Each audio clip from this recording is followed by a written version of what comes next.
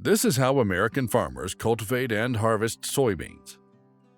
The Americas, predominantly the United States, Brazil, and Argentina, are the greatest soybean producers in the world, producing 90% of the global soybean supply.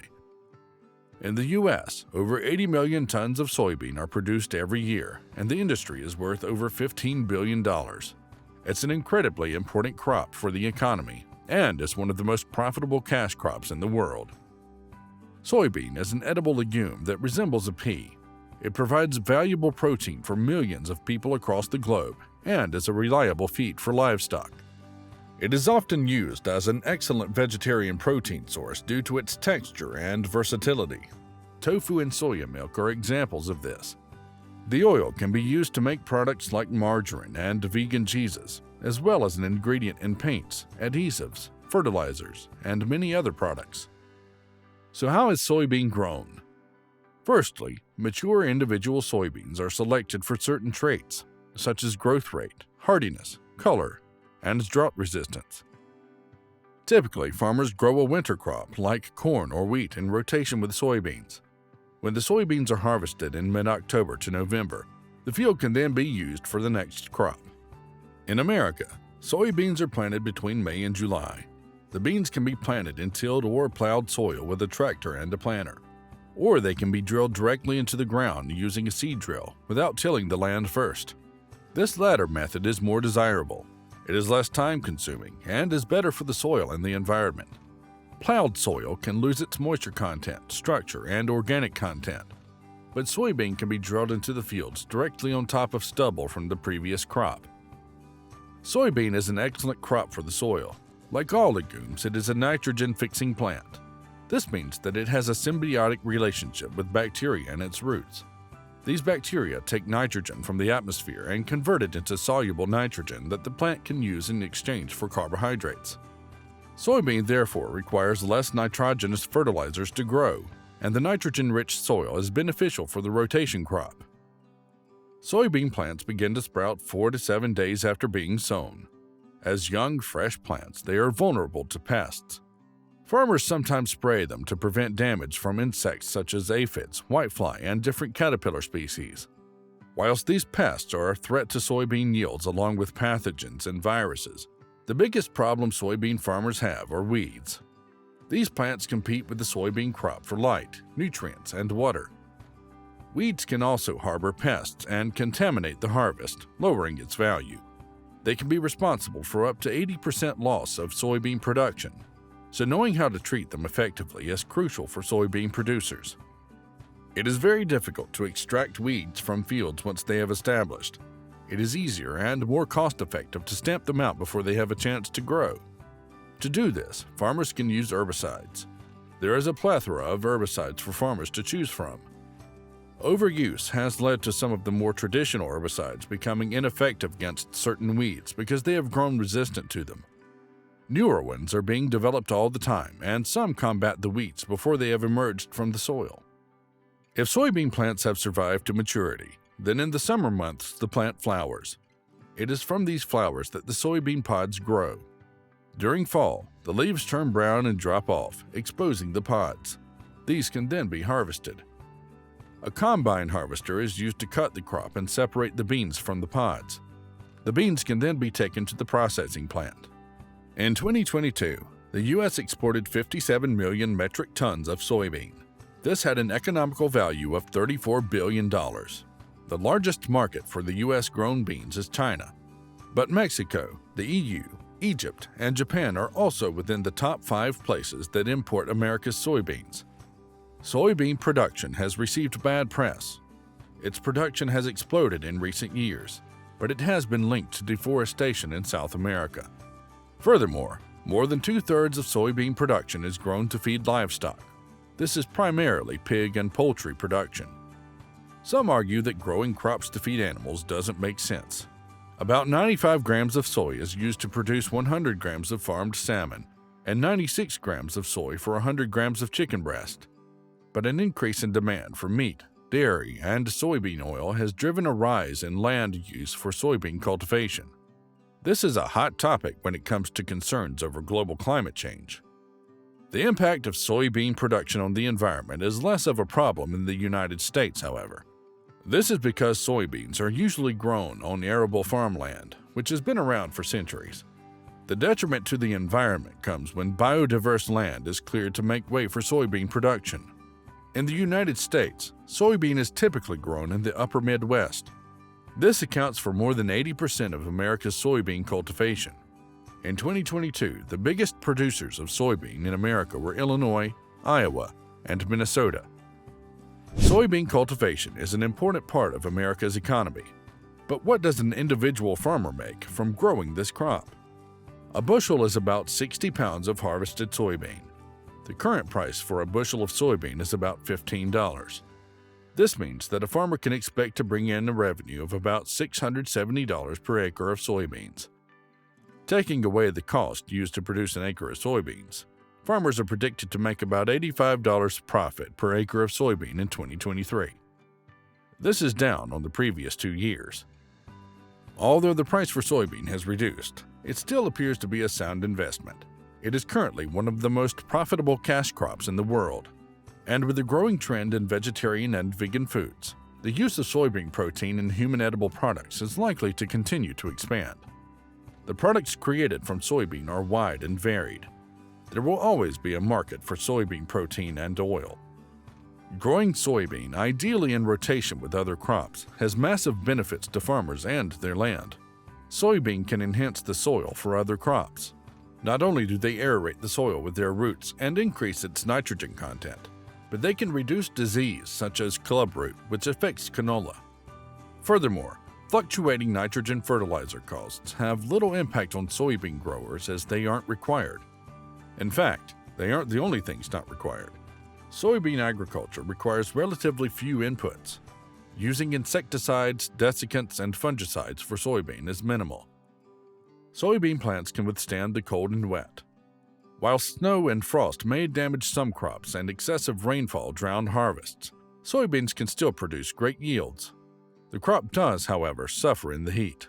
This is why it is advisable to rotate soybean with other crops. Although soybeans seem to be the perfect, high-yielding, soil-enhancing crop for farmers, there are risks. This is true of all farming because so much is dependent on uncontrollable factors such as the weather, market trends, and global influence. With the increasing cost of fertilizers, some farmers are turning to producing soybean year on year without rotating it with another crop. This could be dangerous. Plant stress and diseases can quickly multiply and spread through a field of soybean. The soil, although rich in nitrogen, can become depleted in other essential nutrients required by the beans. But there are ways to combat these issues. Planting wider rows can help to increase airflow between the plants, which will inhibit the growth of white mold. Adding potassium and phosphorus to the soil will prevent nutrient deficiencies and give plants the best chance against disease and environmental stressors. Investing in seed treatments can protect soybean plants at their most vulnerable growth stages. Seeds treated with fungicides, pesticides, and growth regulators can provide protection and give soybean crops a kickstart in their life cycle. For now, it seems that soybeans are a great investment for farmers. There are concerns that global soybean production isn't sustainable due to its impact on the environment. But this is mostly in South America. Soybean isn't a new crop. It has been cultivated in Asia for thousands of years. The recent explosion in demand has driven the expansion of soybean production, and America is cashing in on this incredible crop.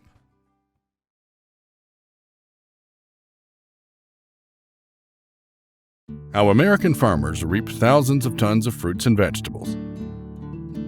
The fruit and vegetable industry in the U.S. contributes significantly to the country's economy and brings in billions of dollars every year.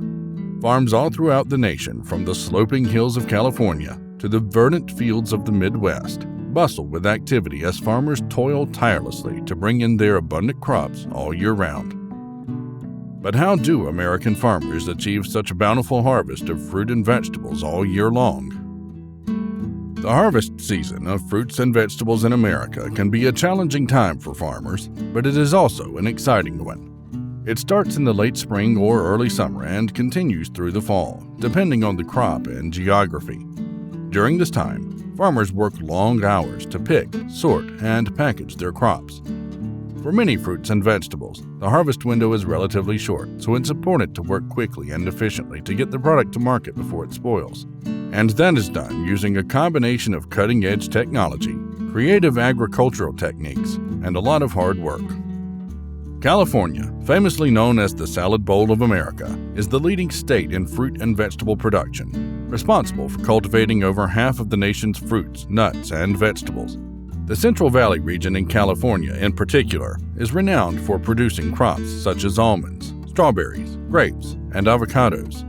The state of Florida, likewise, is a major producer of fruits such as oranges, grapefruits, and strawberries, while Georgia is celebrated for its sweet peaches.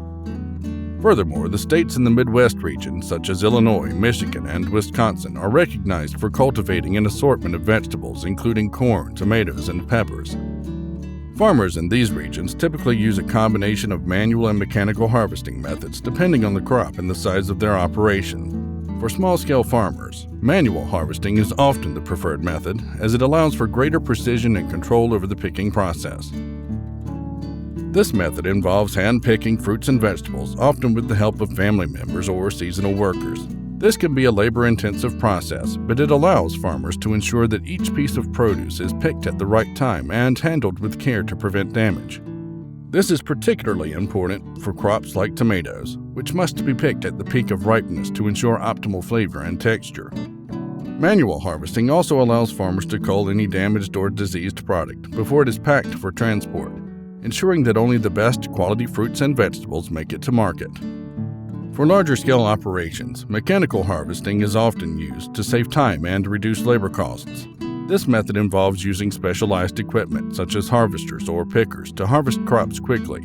A variety of mechanical harvesters have been developed over the years to accommodate different types of crops, such as tomatoes, lettuce, strawberries, and blueberries.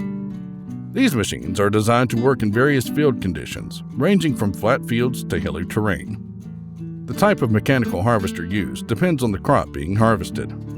For example, tomato harvesters use a series of blades or fingers to pick the fruit from the vine and transfer it to a collection bin. The harvester moves down the rows of tomato plants, and the blades or fingers strip the fruit from the plant. There are two main types of tomato harvesters: over-the-row harvesters that straddle the plant rows and pick the fruit from above, and toe-behind harvesters that trail behind a tractor and pick the fruit from the side.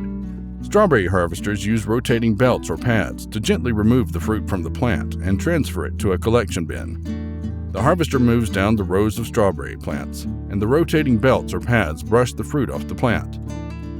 Strawberry harvesters also come in two different forms: tractor-mounted harvesters that are pulled behind a tractor, and self-propelled harvesters that move down the rows of plants on their own. Usually, blueberry harvesters employ a series of shaking paddles or rods that are connected to a motor.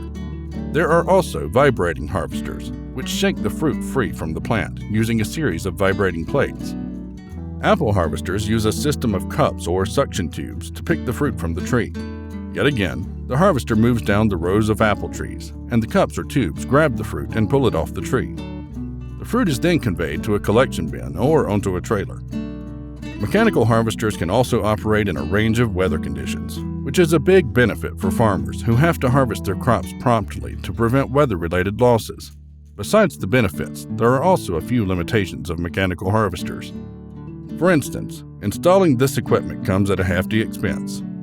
Also, these machines sometimes can be harsh on crops like blueberries and require specialized staff to operate them. Nevertheless, many fruit and vegetable farmers are adopting modern farming practices that ensure better harvest and promote long-term profitability. One of the most popular strategies used by American farmers to harvest enormous amounts of fruits and vegetables is precision farming. Grapes are often grown using precision farming techniques. Sensors and cameras monitor soil moisture, nutrient levels, vine growth, and fruit quality, while computer models predict disease outbreaks and optimize irrigation schedules. This is followed by harvesting using mechanical harvesters that are specially designed for this crop. The machines shake the vines, causing the grapes to fall onto a conveyor belt, which carries them to a collection bin. The grapes are then transported to a winery or other processing facility, where they are crushed and fermented to produce wine or other grape products. Another technique that American farmers use to harvest more fruits and vegetables with less effort is conservation tillage. This farming practice involves leaving crop residue on the soil after harvest instead of plowing it under. Less tillage can improve soil aggregation, encourage biological activity, and boost water retention. As a result, the amount of organic matter in the soil increases, and the amount of moisture that is readily available in the soil is improved. Potatoes and corn are high-value crops that can benefit from conservation tillage techniques. Both of these utterly profitable crops are then harvested using modern machinery. Corn is typically harvested in the fall after the kernels have dried on the stalks. Farmers use a machine called a combine to harvest the corn. The combine cuts the stalks, removes the ears of corn, and separates the kernels from the cobs. The kernels are then stored in grain bins for drying and storage until they are sold or used for animal feed or other products. Potatoes, too, are harvested in the fall. Farmers use a machine to dig up potatoes from the soil. The harvester lifts the plants out of the ground, shakes the soil off the potatoes, and separates the potatoes from the vines and other debris. The potatoes are then sorted and stored in temperature-controlled storage facilities until they are sold or processed. American farmers also use crop rotation. It is the practice of rotating the sequence of crops grown on a field or planting beds over time. It is required by the farmers to prevent erosion, manage and control pests, and maintain or increase soil organic matter. Cabbages and sweet corn immensely benefit from this technique. A significant portion of agricultural employment in the United States is generated by the fruit and vegetable industry. According to the most current USDA agricultural census report, fruit and vegetable harvest was valued at USD $48.2 billion, making up 12.4% of all agricultural output. Farmers benefit from this by having a reliable market for their products and a source of income. Many farmers choose to grow fruits and vegetables as a way of diversifying their crops and income streams. By growing a variety of crops, farmers can spread their risk and take advantage of different market opportunities. The fruit and vegetable farming industry in the United States is a shining example of the country's agricultural prowess. American farmers have adapted to changing times and evolving consumer demands by incorporating modern techniques alongside traditional practices. This has resulted in a diverse and abundant harvest, with new varieties of fruits and vegetables, sustainable practices, and niche markets emerging. As a result, the industry has continued to thrive, generating billions of dollars in revenue and providing a reliable source of income for countless farmers across the country. The future of American fruit and vegetable farming looks bright, and its impact on the country's economy and dietary health cannot be overstated.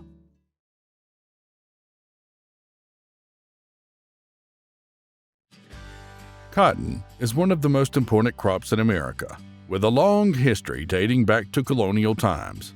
It is not only a vital part of American agriculture, but also a key component of the global textile industry.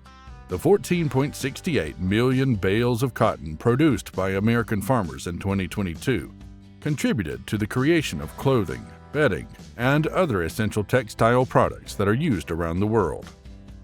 Cotton farming is also a significant contributor to the U.S. economy, with the industry supporting over 126,000 jobs and generating more than $75 billion in annual economic activity. From the humid southeast to the dry west, cotton is a crop that can be cultivated in a variety of climates and soil types.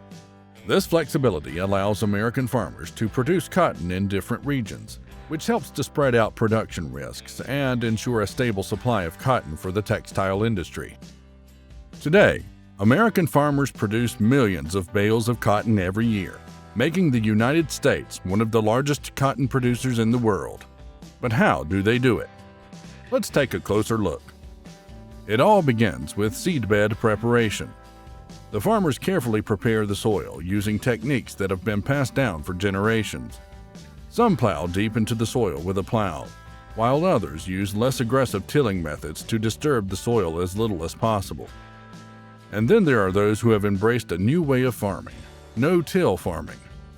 No-till farming is a revolutionary method that involves planting crops without disturbing the soil at all. Instead, farmers plant the cotton seeds directly into the previous year's plant residue or cover crops, which helps to maintain soil health and reduce soil erosion. This method has become more popular in recent years, especially in areas with high soil erosion, as it allows farmers to maintain yields while improving soil quality and reducing water runoff. After preparing the soil, the cotton seeds are planted, but achieving the right plant population can be challenging. The goal is to find the right balance between planting too many seeds, which can lead to overcrowding and competition for resources like water and nutrients, and planting too few seeds, which can result in lower yields and wasted space. In dry land regions where rainfall is scarce, some farmers may plant fewer seeds per meter to save costs and reduce the demand for limited water resources. On the other hand, in short-season environments where the growing season is shorter, planting more seeds per meter is recommended to compensate for the limited time and increase the number of branches that can develop on the plants.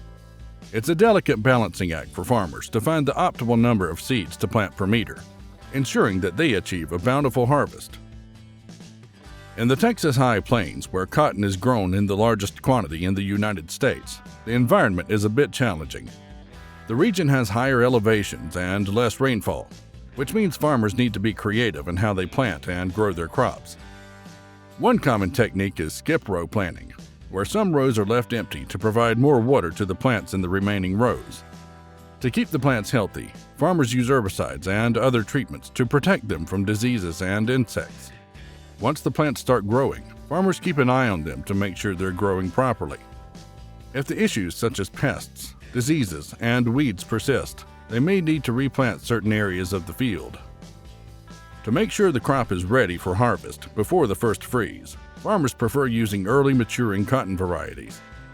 While in areas where the soil is not as fertile, farmers use late maturing cotton varieties to maximize the yield. Since the soil in the region can become compacted and winds can blow sand over the plants, it's important to use cotton seeds that grow quickly and have large leaves to give them the best chance of survival. As cotton plants mature and start to produce flowers, farmers closely monitor the fields. Plant growth regulators may also be used to control the length of the stems and encourage growth. During the 4 to 5 weeks after flowering begins, farmers intensify their scouting efforts to ensure that the plants are growing as expected. Additional herbicide applications may also be necessary. The crops are typically left alone during the 2nd or 3rd week of flower. Later in the season, the plants may start to show signs of nutrient deficiencies, which indicate that they are nearing maturity and will soon be ready for defoliation. Finally, the harvest season arrives. Harvesting cotton has come a long way since the first patent was acquired for a mechanical picker. It took almost a century for functional cotton pickers to become available to the American farmers. Today, there are 2 main types of cotton harvesters: pickers and strippers. Strippers use narrow openings to catch bolls, leaves, and branches, and transport the material to a basket. Pickers, on the other hand, use spindles to grasp the seed cotton and pull it from each boll, leaving all other plant material, including burrs, in the field. But how do farmers decide whether to use pickers or strippers for harvesting their cotton crops? Pickers are more commonly used in regions with tall cotton plants and are extremely famous for producing high-quality fiber, which is valued by textile mills.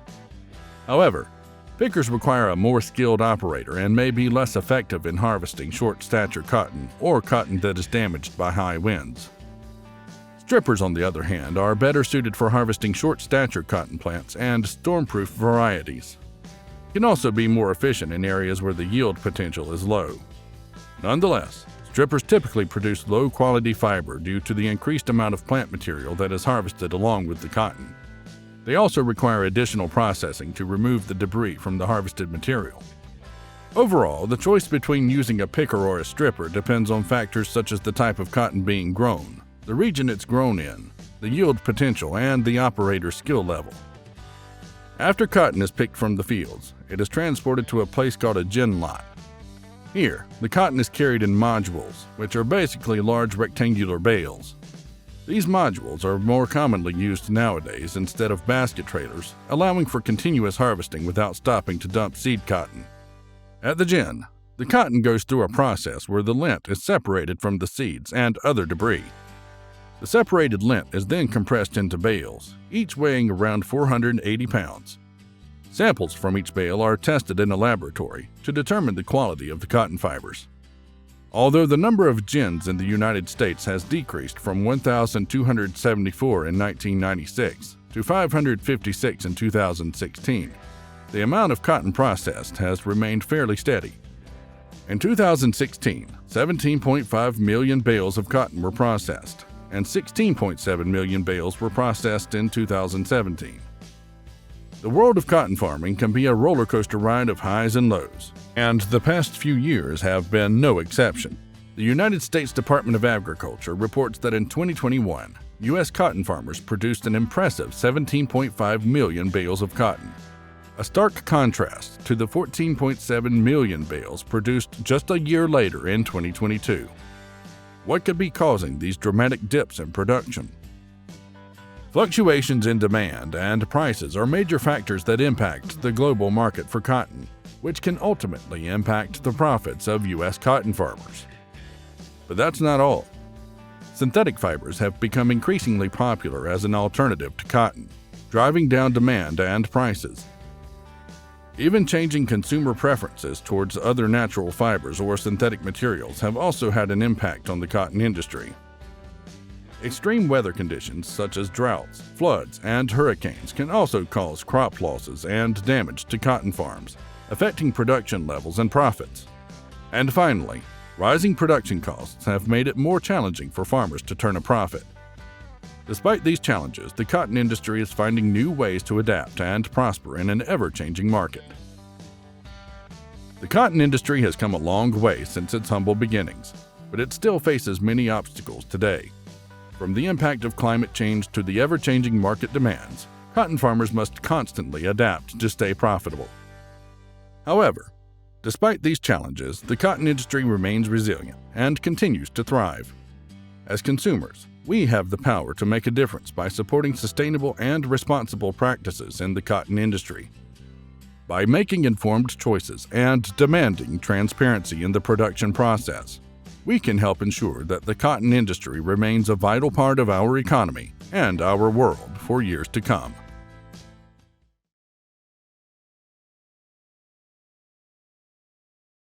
Australia is the sixth biggest producer of wheat in the world. More than 50% of Australia's land that is set aside for crops is used to grow wheat.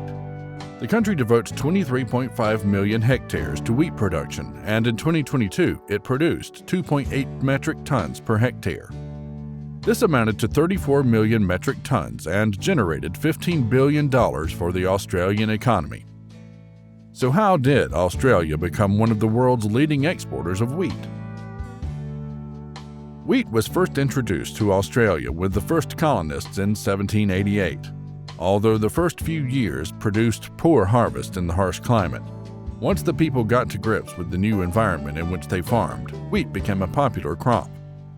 By the 1870s, flour mills popped up all over the country.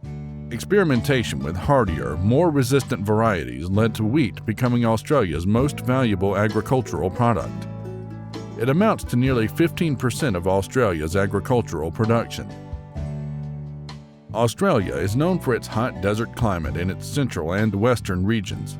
These conditions aren't typically suitable for arable farming. So where is Australia's wheat grown and how is it grown? It is grown in what is known as the Australian grain belt. This spans the southern tips of Western Australia, South Australia, parts of Victoria, New South Wales, and Queensland. It covers a crescent shape across the southern regions. Wheat grown in these southern and western states is mostly exported, whilst wheat grown on the eastern coast is predominantly for domestic consumption and feedstock. Wheat is a popular winter crop. It is sown in the winter and harvested the following spring and summer. Many farmers rotate their wheat crops. This means that a wheat harvest is followed by seeding of another crop like canola or a legume. Having a break between wheat harvests reduces the risk of disease that can decimate a crop. Planting legumes can enrich the soil with nitrogen. Due to the scientific modification of wheat, often creating a more resilient crop, farmers sometimes grow wheat consecutively. This can be achieved safely as long as the varieties of the two harvests are different from each other to reduce the risk of disease. Incorporating disease resistance into some varieties has eliminated certain crop diseases such as cereal cyst nematode. Farmers will sow their wheat seeds between 25 millimeters and 50 millimeters deep. If they are planted too deep, then they may not emerge altogether, and if they are planted too shallow, then the seedlings may be damaged by herbicides. Seeding rates are recommended at about 60 kilograms per hectare for lower rainfall areas and up to 90 kilograms per hectare in higher rainfall areas. Australian wheat is renowned for its high quality and versatility. It is the most common grain that is grown in Australia, and it is used to create a wide variety of end products. These include Asian-style noodles, Asian bread, Western bread, cakes and pastries, pasta, and couscous. But why is Australian wheat of such good quality? Why does it have such a good reputation? The Department of Primary Industries and Regional Development in Western Australia funds a lot of research and development into the wheat industry. Western Australia exports most of its wheat, so this is the variety that most foreign countries are accustomed to importing. The research and development cover all links in the production chain, from plant breeding and disease management to quality assessment and export market intelligence. Plowing a huge amount of money and science into the industry has created a resilient and successful crop that thrives in Australia. With such an excellent reputation, Australia's wheat is highly sought after across the world. Between 65 and 75% of the wheat produced in Australia is exported globally, and the majority of it ends up in Asia and the Middle East. Wheat exports amount to $2.6 billion. Western Australia is the biggest exporting state, exporting 2.3 million tons to Indonesia. The type that is produced in Western Australia is white-grained wheat, which has a variety of uses but is known for its use in the production of Japanese white salted udon noodles. The dry harvesting environment in this part of the country means that the wheat has a low moisture content and is less likely to be damaged by the weather. But there are growing concerns regarding the changing weather and climate, not just globally but for Australia and its agriculture. Water security, low soil fertility, and biosecurity, such as biological threats from imported goods, all threaten the security of Australia's agriculture. Australian wheat production is highly sensitive. It requires optimal conditions to thrive. A major concern is the rising global temperature. The optimum growing temperature for wheat is 23 degrees Celsius or 73 degrees Fahrenheit. As well as this, wheat is also very dependent on rainfall. Global warming has caused a shift in the weather patterns traversing the Pacific Ocean. This has resulted in much drier conditions across Australia's wheat belt. When rainfall is good, then farmers can expect to produce about 2.5 tons per hectare. But when rainfall is limited, this can be reduced to only 1.5 tons per hectare. Conversely, too much rainfall, which Australia has also suffered in recent years, can reduce the quality of the grain and lead to a later harvesting time. Perhaps the most challenging aspect of these conditions is the volatility and unpredictability of the weather. To overcome environmental and climate pressures, farmers can sow their wheat at different times in the year. Traditionally, winter wheat is sown in the autumn and then flowers during a precise 2-week window in spring. Flowering outside this narrow window dramatically affects the yield, but drier conditions and more erratic rainfall are also reducing yields. Over more recent years, there has been less rainfall during the traditional sowing season, which massively affects the crop and its growth. To combat this, farmers can sow their wheat earlier in the year. However, this means that the wheat flowers outside the optimal flowering window, also affecting yields. What farmers can do is use a different variety of wheat, one which they can plant earlier to avoid the dry climate, and which develops more slowly and therefore still flowers at the optimal time. It's not just Australia that is relying on the success of their wheat harvests. Many other countries do too, as Australia provides more than 10% of the global wheat trade. There is a responsibility for some countries to provide food for those that aren't able to. Australia is no exception. The effects of climate change may be felt more keenly in some parts of the world than others, but we are all affected by it in one way or another. Similarly, political turmoil thousands of miles away can have a global impact. The Russian conflict in Ukraine sent grain prices soaring amid concerns of global food supply. These pressures were somewhat eased by Australia producing a bumper crop of wheat for the third year in a row. In 2021-2022, Australia emerged as the second biggest exporter of wheat in the world. Over the past decade, Australia has averaged 24.8 million tons of wheat output a year. China has now become the world's largest buyer of wheat, followed by Indonesia. The world's reliance on grain products like wheat should ensure that there is always a demand for wheat farmers. Currently, the demand for wheat is set to increase over the medium term, and whilst the value of Australia's wheat exports reached a record high during the 2022-2023 year, they are set to ease slightly over the next 12 months. They are predicted to still remain high, though. But a word of warning: with 3 consecutively exceptional years for wheat harvests across Australia, there are concerns that there is significant nutrient depletion from the soil. Subsequent years are likely to require greater nutrient inputs and fertilizer usage, which will eat into profits.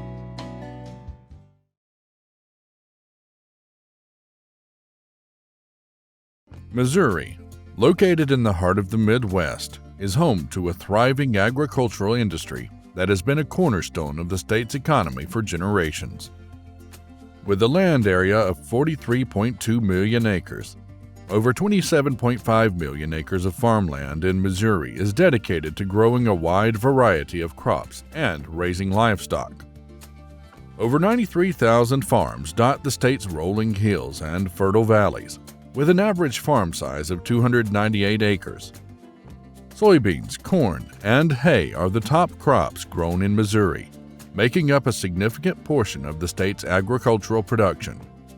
In 2022, Missouri farmers harvested around 6 million acres of soybeans, 3.7 million acres of corn, and 3 million acres of hay. Livestock production is another major part of Missouri agriculture, with cattle and calves, hogs, and turkeys among the top animals raised in the state.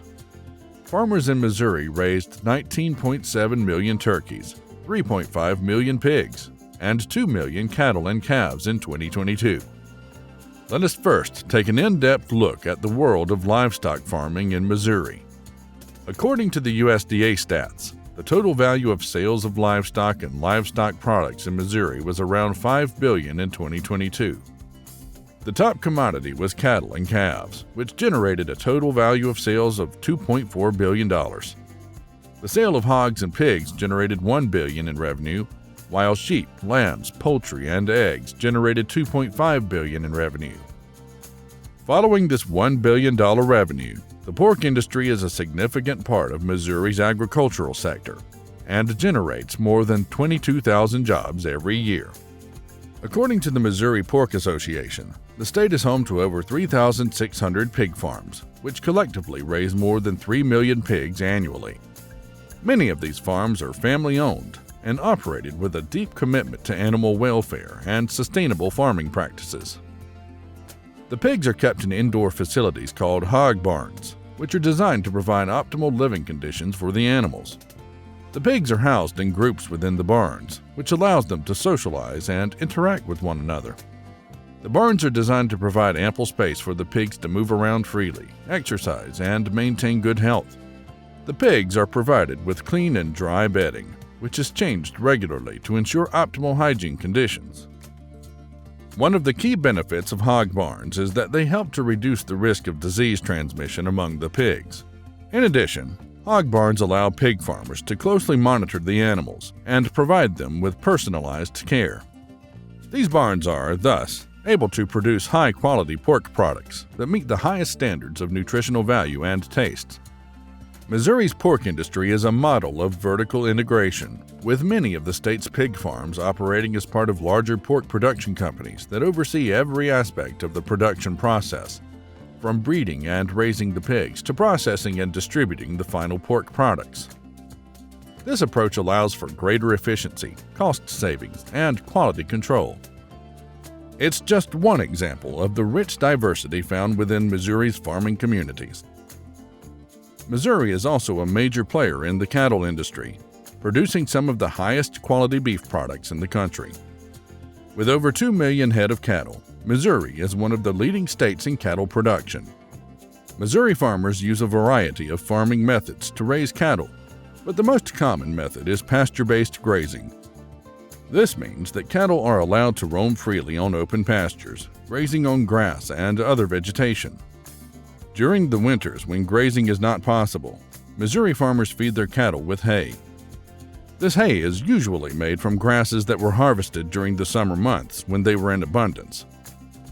Missouri farmers use modern techniques to ensure the health and well-being of their cattle.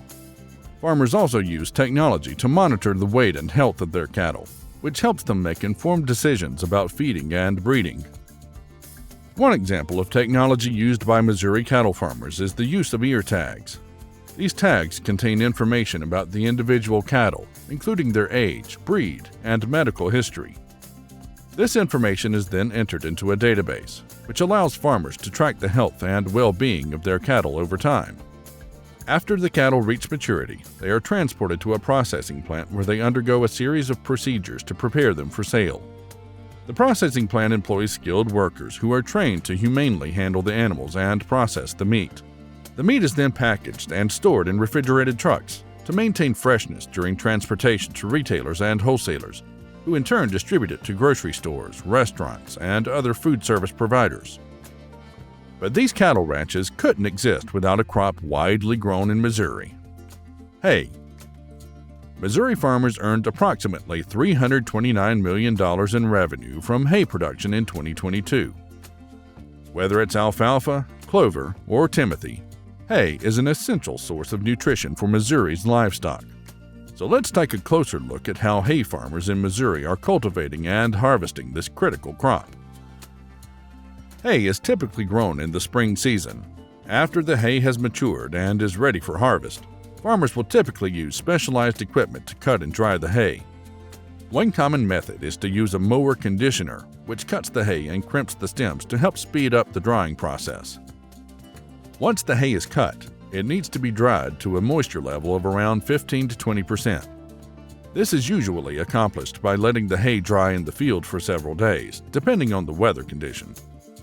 Farmers will often monitor the drying process closely to ensure that the hay doesn't get too dry or too wet. After the hay is dry, it is typically baled using a baler, which compresses the hay into large rectangular bales. These bales can then be stored in a barn or other covered areas and are ready for use or sale. We've seen that hay production in Missouri generates a substantial amount of revenue for farmers, but there's more to the story than just the sale of hay. Using hay as a feed source for livestock actually has a positive impact on the local economy. It helps reduce the cost of feed, making livestock farming more affordable. This in turn can lead to higher quality meat and dairy products, which can fetch higher prices in the market. Overall, the benefits of hay production extend beyond just financial gain. Meanwhile, in the heart of America, Missouri farmers are hard at work, cultivating one of the most profitable crops in the state: soybean. Soybean farming generates a staggering revenue of over $3.5 billion in 2022, making it a crucial source of livelihood for these dedicated and hard-working farmers. Creating a good seedbed is the first and crucial step to the success of the crop. To achieve this, farmers use specialized equipment like plows, cultivators, and disc harrows to clear the fields of any weeds and debris, and till the soil. The plow is used to break up the soil, while cultivators and disc harrows further loosen and aerate the soil. Once the soil is prepared, it is time to plant the soybeans. Farmers typically do this in the spring, after the last frost. The seeds are planted in rows using specialized equipment called a planter. A planter is a machine typically designed for sowing seeds in rows with a consistent seed depth and spacing.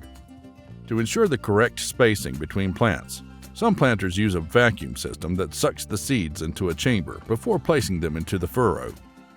This ensures that the seeds are evenly spaced and that there is no competition between the plants for resources. Once the soybeans reach maturity and the pods have formed, it's time for farmers to begin the harvest. They use specialized equipment that features a rotating blade to carefully cut the soybean plants at their base, ensuring the crop is collected efficiently.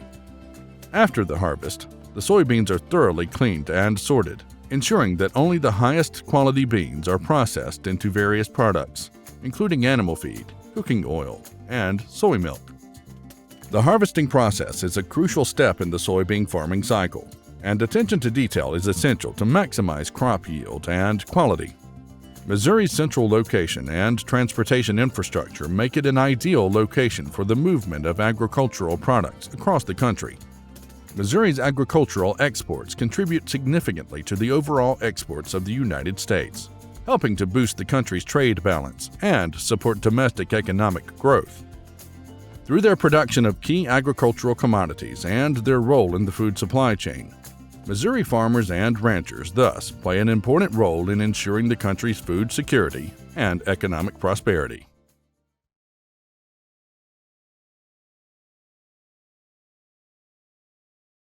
Pistachios, one of the most beloved and nutritious nuts in the world, have been cultivated for centuries. Today, the United States has emerged as the leading producer of this delicious nut, accounting for approximately 40% of world production.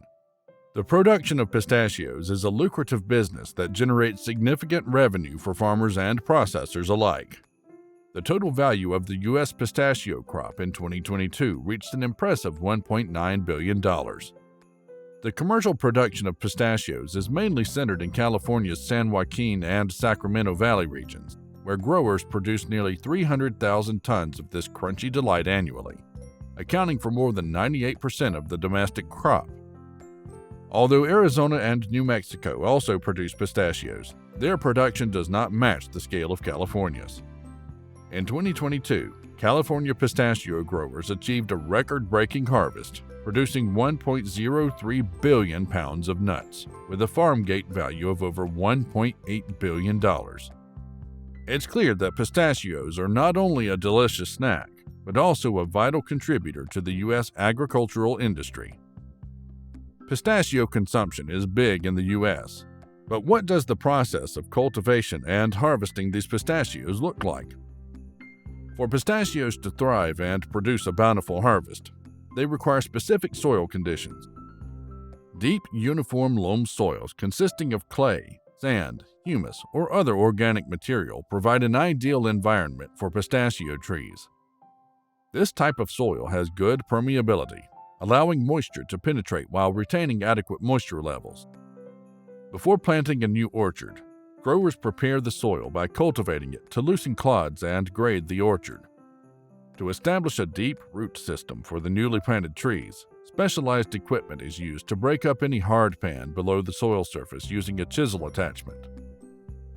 Once the soil is prepared, raised beds or individual mounds are formed using specialized equipment where trees will be planted, and irrigation lines are installed. It's now time to plant the pistachio trees.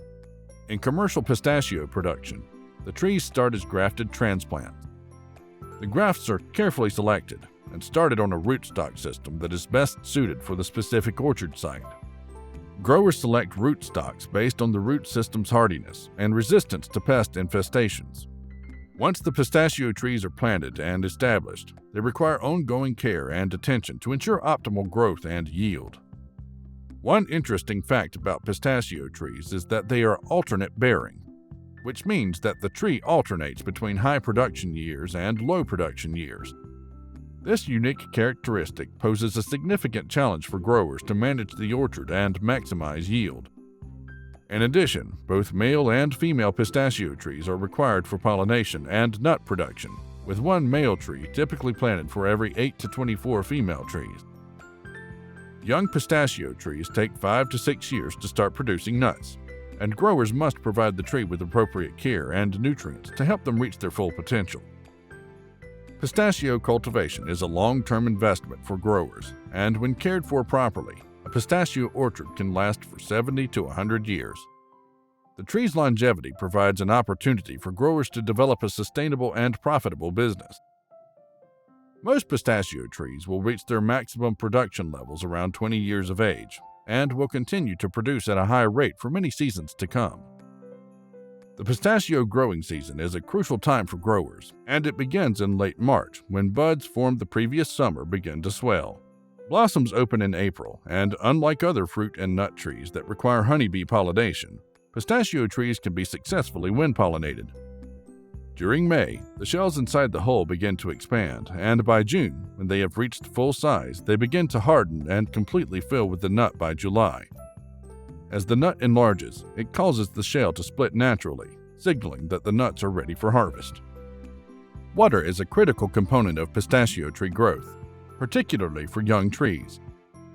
During the hot summer months of late July to late August, young pistachio trees require approximately 50 gallons of water per tree per day. Drip irrigation is the primary method used to provide this water, and most newer pistachio orchards use micro-irrigation systems that enable growers to more precisely control the quantity and timing of irrigation. The frequency of water application during the growing season depends on various factors, including the age of the orchard, the levels of precipitation in the region, and other weather conditions. Pistachio shell splitting is particularly sensitive to irrigation deficits, and growers must carefully maintain soil moisture levels to maximize shell splitting while ensuring that the orchard rows will be dry enough to support proper harvest. Pistachio growers in the United States rely on a meticulous process to determine the optimal fertilization plan for their orchards. Throughout the year, they perform soil and leaf analyses to assess the specific nutrient needs of their trees. Fertilizers are applied directly to the root zone when the trees can most efficiently absorb them. The timing of the fertilization is critical, and it typically occurs during the winter months when the trees are dormant, or in the late spring as the foliage develops and the fruit begins to grow. Nitrogen, phosphorus, and potassium are crucial elements that must be applied in varying proportions based on their availability in the soil. By carefully calibrating the nutrient mix, the growers ensure that every crop is healthy and productive year after year. Weeds are meticulously removed, and the trees are pruned and sprayed to manage pests and diseases that can harm the trees and reduce crop yields. By using selective rootstock that is resistant to specific types of pests, the growers can reduce the susceptibility of their trees and minimize the need for certain pesticide applications. These careful practices ensure that the orchards remain healthy and productive, providing a bountiful harvest year after year. Harvest for pistachios typically begins in late August or early September, when the shells of the nuts start to split open and the hulls become easy to remove with a pinch. Mechanical shakers are used to harvest the nuts, with the trees being vigorously shaken to release the pistachios from their branches. The pistachios fall onto a specially designed V-shaped catch frame below. Once the nuts have been collected, they are transferred to a conveyor belt and then into a plastic bin or gondola trailer for transport to the processing facility. With precision harvesting techniques, the farmer ensures that the pistachios are carefully collected and preserved, maintaining their exceptional quality and flavor. Pistachios are a delicate crop, and if they are left on the tree for too long, or if the hulls remain in contact with the shells for an extended period after harvest, they can be subject to shell staining. To prevent this, the industry concentrates its harvesting efforts around the clock for 6 to 8 weeks during the harvest season. This intense period of activity allows for the nuts to be quickly and carefully harvested, minimizing the risk of shell staining and ensuring that the pistachios maintain their high quality and value. Through dedicated efforts and precise timing, the industry is able to deliver exceptional pistachios to customers around the world. Following the drying process, pistachios may be subject to a mechanical process to separate the nuts based on whether or not their shells have split. This process involves the nuts being placed into a drum containing slender needles. As the drum rotates, it captures nuts that have already split, while allowing the closed-shell nuts to pass through. Naturally split shells are highly prized and are graded on their size and shell color. Meanwhile, non-split shells are mechanically cracked to separate the nut meat from the shells. Once the pistachios have been sorted and separated, they are placed into bins and stored at 40 degrees to 45 degrees Fahrenheit until they are ready to be packaged. At this point, the grower's dedication to quality and the processor's expertise combine to bring the very best pistachios to market.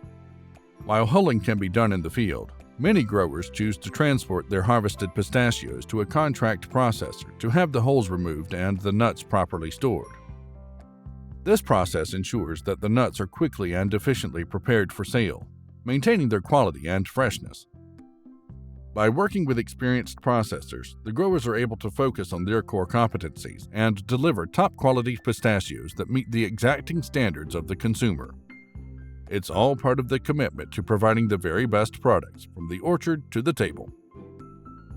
At the processing facility, harvested pistachios are carefully unloaded from trailers and undergo a series of steps to prepare them for market. First, any field materials such as branches, leaves, and twigs are removed. Then, an abrasive peeler is used to remove the hulls, with water being used to help facilitate the process. Once the hulls are removed, the pistachios are conveyed to a float tank where shells containing nuts are separated from those without. Quality nuts will sink and are then moved to a heated dryer to achieve a moisture level of between 12 to 13%. After the drying process is complete, the pistachios are moved to a storage silo where they will continue to dry until reaching a moisture level of 4 to 6%. To protect the crop from insect damage, the nuts may be fumigated during this time. With these carefully controlled processes, the processors ensure that the pistachios are ready for sale, with exceptional quality and flavor that consumers have come to expect. From the careful cultivation of young pistachio trees to the final sorting and packaging of the nuts, growing pistachios is a labor-intensive and exacting process that demands attention to detail and a commitment to quality. But for those who have dedicated themselves to the art of pistachio farming, the rewards are many.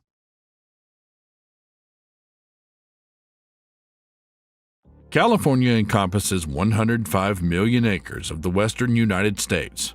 It is world-renowned for its stunning beaches, biodiverse national parks, and culture-laden cities. But 40% of it is used for farming, with about 77,500 farms providing hundreds of thousands of people with work. The state produces a wide range of agricultural products, and agricultural exports totaled $22.5 billion in 2021. Like other states, cattle thrive in California, and in 2021, the value of Californian dairy products reached $7.6 billion, whilst $3.1 billion came from beef farming. But the climate and rich soils that California has to offer provide the perfect environment for other products too. The number 2 commodity produced in California is grapes, second only to dairy. More than 99% of table grapes produced in the U.S. come from California, and wine grapes are grown in 49 of the 58 counties. This makes California the biggest wine producer in the states and the 4th biggest wine producer in the world. Grapes bring in $5.2 billion each year to the American economy. Not far behind grapes are almonds, which provide more than 97,000 jobs within the industry. These nuts are shipped all over the states and exported worldwide. They bring in an annual revenue of $5 billion, contributing significantly to America's economy. With such a warm climate and fertile soils, other typically Mediterranean produce thrives in America's Golden State. Amongst the top 10 agricultural products grown in California are pistachios, strawberries, lettuce, flowers, tomatoes, and oranges. But this is just the tip of the iceberg. There are 66 crops that California produces more of than any other state. A lot of the agricultural practices in California have been praised for their low environmental impact. Fruit trees restore oxygen to the atmosphere whilst sequestering carbon. Grapevines can survive with little water, which is important in a drought-prone state. And the largely rock-free soils require less tilling, therefore reducing the release of carbon locked away below ground. But can the same be said for California's dairy industry? Cattle are known for their environmental footprint. As ruminants, they produce vast quantities of methane, a potent greenhouse gas with a global warming potential 25 times greater than carbon dioxide. California is home to 1,100 dairy farms, with 99% of them being family-owned. 1 in 5 U.S. dairy cows lives in California, resulting in 1.7 million dairy cows in the state, and a fifth of America's milk production comes from California. Tulare County is the biggest dairy county in the U.S., with 450,000 dairy cows. Almost half of the milk produced in California goes into making cheese. The amount of rain in Northern California makes for excellent pasture, which the dairy cows thrive on. Even in Southern California, where the heat can be challenging, dairy farms work hard to keep the cows comfortable with freestall barns to keep them cool. With such large numbers of cattle, is California's environmental impact a negative one? The environmentally conscious state's dairy farmers have made an ambitious goal. By 2030, they aim to reduce methane production by 40%, with a particular emphasis on reducing it from manure. They are achieving this by utilizing methane digesters to turn the gas into fuel, improving the storage of manure, and continuing research into the agricultural industry. And what of the state's grape production? Over 880,000 acres of California's land is dedicated to grape growing. Of these, 14% is used for table grapes, 16% for raisins, and approximately 70% for winemaking. In 2021, California's grape growers produced 97 million boxes of grapes from more than 80 varieties. So where are California's grapes grown? They grow pretty much all over the state. At the very end of spring, those grown in the south in Coachella Valley are harvested first, and from midsummer, those in the Central Valley are then harvested. This is all done by hand by skilled pickers. During the winter months, grape growers carefully prune their vineyards. This is an important step that can make or break the following year's yield. During early spring, buds and then flowers appear on the vines before tiny, hard green fruits start to grow. These will become grapes once they have matured and ripened. A grower will determine if the grapes are ready for harvesting by observing their color, size, and taste. Some growers calculate the sugar content. Although vines are self-pollinating, some farmers release bees on their land to improve pollination and potentially yields. The third most common agricultural product, almonds, is grown on 1.3 million acres of Californian land. The state provides 80% of the world's almonds, exporting almost $5 billion worth to foreign countries. The trees require cross-pollination to successfully produce almond yields, and so the industry is heavily dependent on honeybees. More than half of all honeybee colonies reside in California. In fact, beekeepers across the U.S. are cashing in on the almond industry. They rent out their colonies of bees to almond growers in California, a far more lucrative business model than making and selling honey. But recently, beekeepers have found that many of their bees are dying. They are coming back from the almond fields covered in mites, or not coming back at all. Millions of bees are dying, and it is suspected that the hot, harsh conditions of the Central Valley, with fields full of the monoculture trees, are responsible for the bees' decline. Furthermore, almond trees are doused with more pesticide than any other crop, and it is likely that this is having a devastating impact on pollinating insects, such as honeybees. This isn't the only negative association with almond production. California's almond growers have received bad press recently due to the large quantities of water required to grow them. The trees need watering year-round, even when they aren't producing almonds. In fact, it takes about 1.1 gallons of water to produce just one almond. This sounds like a lot, and it is. But more water is used to make dairy milk than is used to make almond milk. And when considering both the nutritional and economic value of almonds, the benefits far outweigh the negative connotations with the volume of water used. In response to pleas to stop using so much water, almond growers have managed to reduce their water usage by a third over the past 20 years. They are now committed to reducing water use by an additional 20% by 2025. Technological advances in agriculture, specifically water irrigation on a micro scale, have allowed more precision watering of almond trees. There are just 5 regions in the world that are conducive to growing almonds. This makes California special in the almond industry, and is a reason why they are the world's biggest producers of almonds. The Mediterranean climate that California has, with its mild winters, rainy season, and hot, dry summers, is vital for all stages of almond production. The almond industry alone provides more than 110,000 jobs, and many of these are in the Central Valley, which is known for its unemployment rates. The list of products produced by California farmers and growers is long and extensive. There are many products grown in California that aren't produced anywhere else in the United States. These include artichokes, clingstone peaches, dried plums, figs, olives, persimmons, pomegranates, raisins, clover, sweet rice, and walnuts.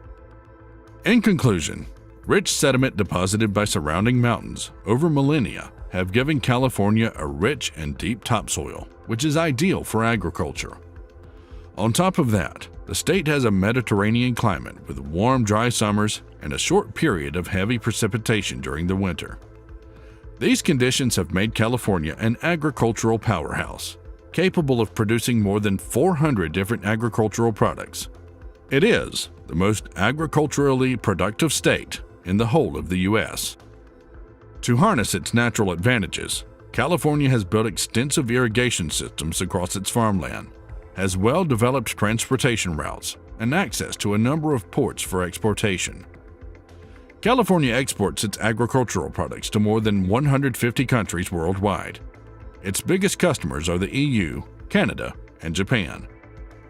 All this makes California an incredibly wealthy and productive state with an important impact on global food supply and environment. But there are plenty of challenges for Californian farmers to compete with and overcome. Climate change is, of course, the biggest topic of conversation at the moment, whether you're a farmer or not. But changes in weather provide significant challenges to California's agriculture. We have spoken about the quantities of water used by almond growers, and in the heat of summer, water availability becomes precarious. As summers continue to grow warmer, rain and precipitation is less frequent. To combat overuse of water, the Sustainable Groundwater Management Act was brought into action in 2014. The aim was to manage water use, but farmers have not been compensated or supported financially to cut back on their water usage. Farmers also argue that bringing in the act has devalued their land and that they are expected to produce the same outputs with less water input. Farmers in the Californian state are also facing other financial struggles. The minimum wage increased to $15 per hour in 2022, and there is a shortage of farm laborers willing to work on the farms. Farmers have taken a financial hit, and it is more important than ever to invest in agricultural automation and precision farming. Furthermore, with a high dependency on exports, Californian farmers are vulnerable to global inflation, competition, and even foreign ownership of the shipping lines. But the government does provide help for farmers, such as a wide range of grants that are currently available to support those in the agricultural industry. If governments can financially support Californian farmers and provide them with incentives to continue to produce such a wide variety of produce, then California will continue to prosper on the national and global agricultural stage.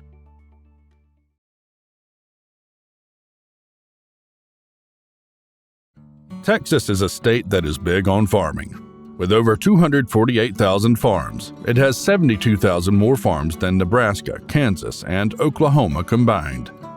The state's top farming commodities are cattle, cotton, milk, and broilers, and over 38,000 farms are operated by women. Texas has been farmed long before European settlers arrived on its land. Today, its agriculture is diverse and varied. Citrus crops, rice paddies, cotton, and timber are grown and harvested on Texan soil. Sheep, chickens, goats, and cattle are farmed across the state. 97% of Texan farms are family-run and have remained in the family for generations. But what Texans are most famed for is their cattle ranching, bringing in billions of dollars to the U.S. economy every year.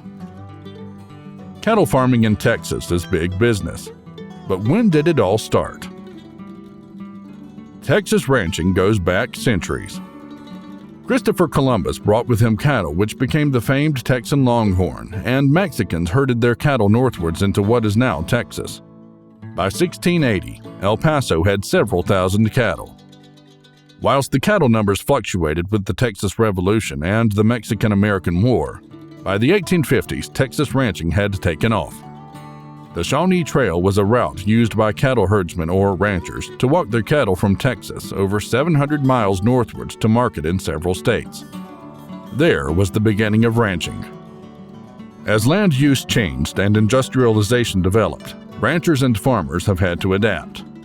Cattle farming in Texas isn't as lucrative as it once was, and although land prices have soared more recently, the ranching way of life has been affected by the change. Today's farmers and ranchers often look to other ways to make a living, such as cashing in on Texas oil industry, tourism, renewable energy, hunting, and outdoor pursuits. Texas has definitely changed over the centuries. Today, 83% of its land is rural, consisting of farms, ranches, and forests, yet 86% of Texans live in urban areas. The average size of a Texan farm or ranch is 411 acres, and the state is home to the greatest number of farms in the whole of the United States, with 248,416 in total. These cover an area of 127 million acres. But what are all these farms used for? Is it just cattle that are found on Texas farms? The majority of Texan farms are still used for farming beef. Over $12 billion comes from cattle ranching in the state. Chicken production is on the rise, though, and is the second biggest farming enterprise in Texas, producing about $3 billion a year. Cotton and milk each produce about $2.6 billion and $2.1 billion, respectively. America is the third leading producer of cotton in the world, after China and India, and is the largest exporter of cotton in the world. Most of its cotton goes to Bangladesh, Vietnam, and China.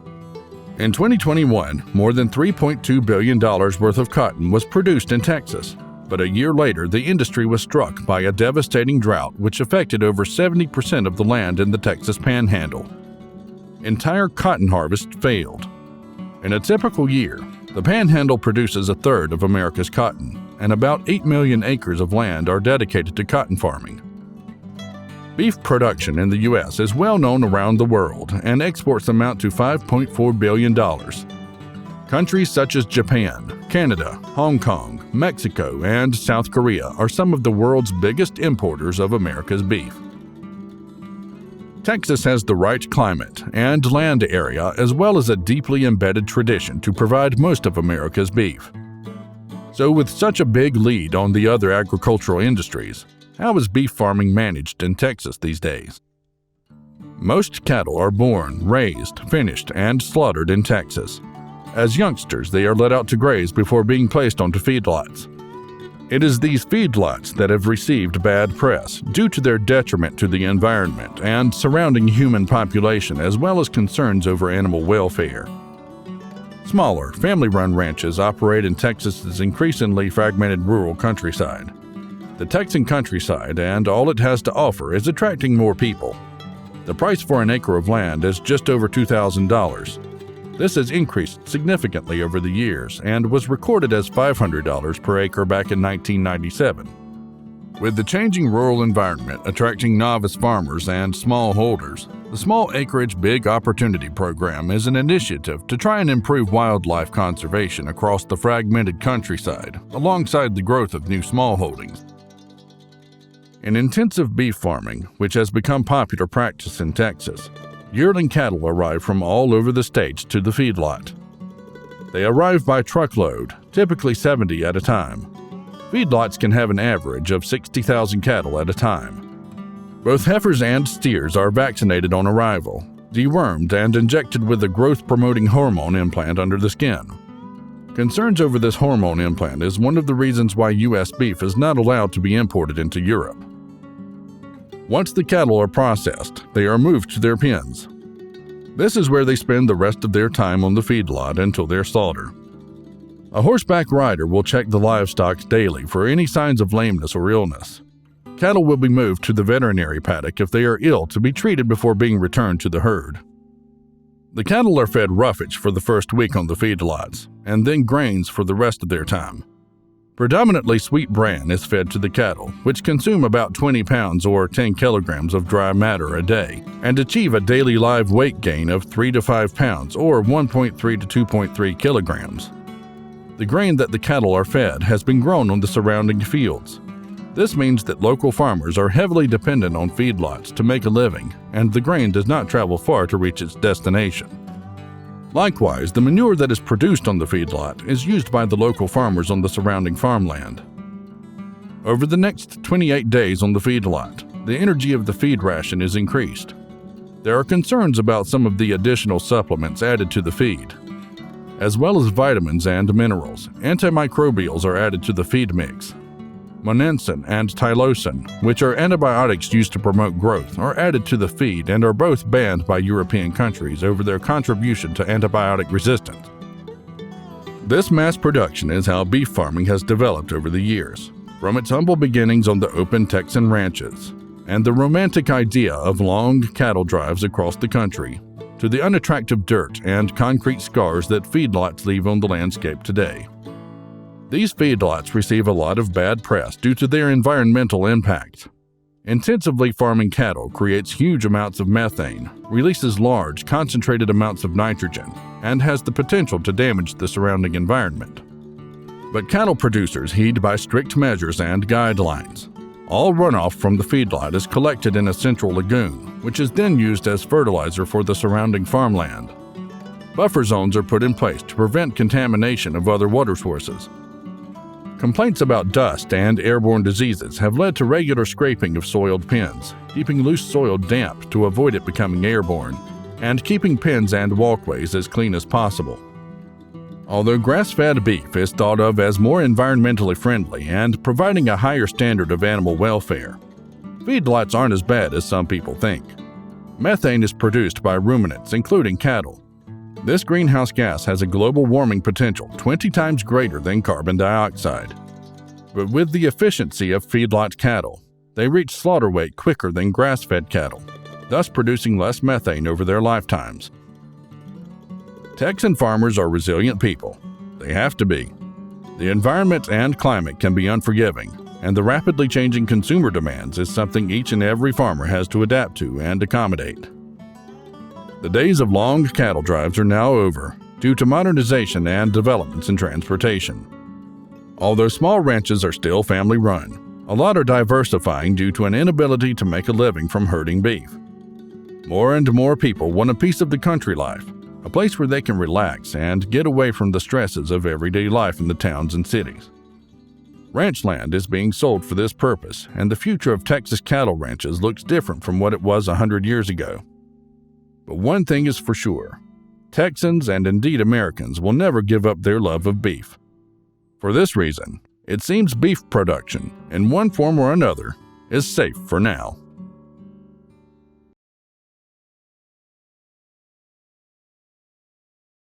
Indiana is a state with a rich past and agricultural legacy.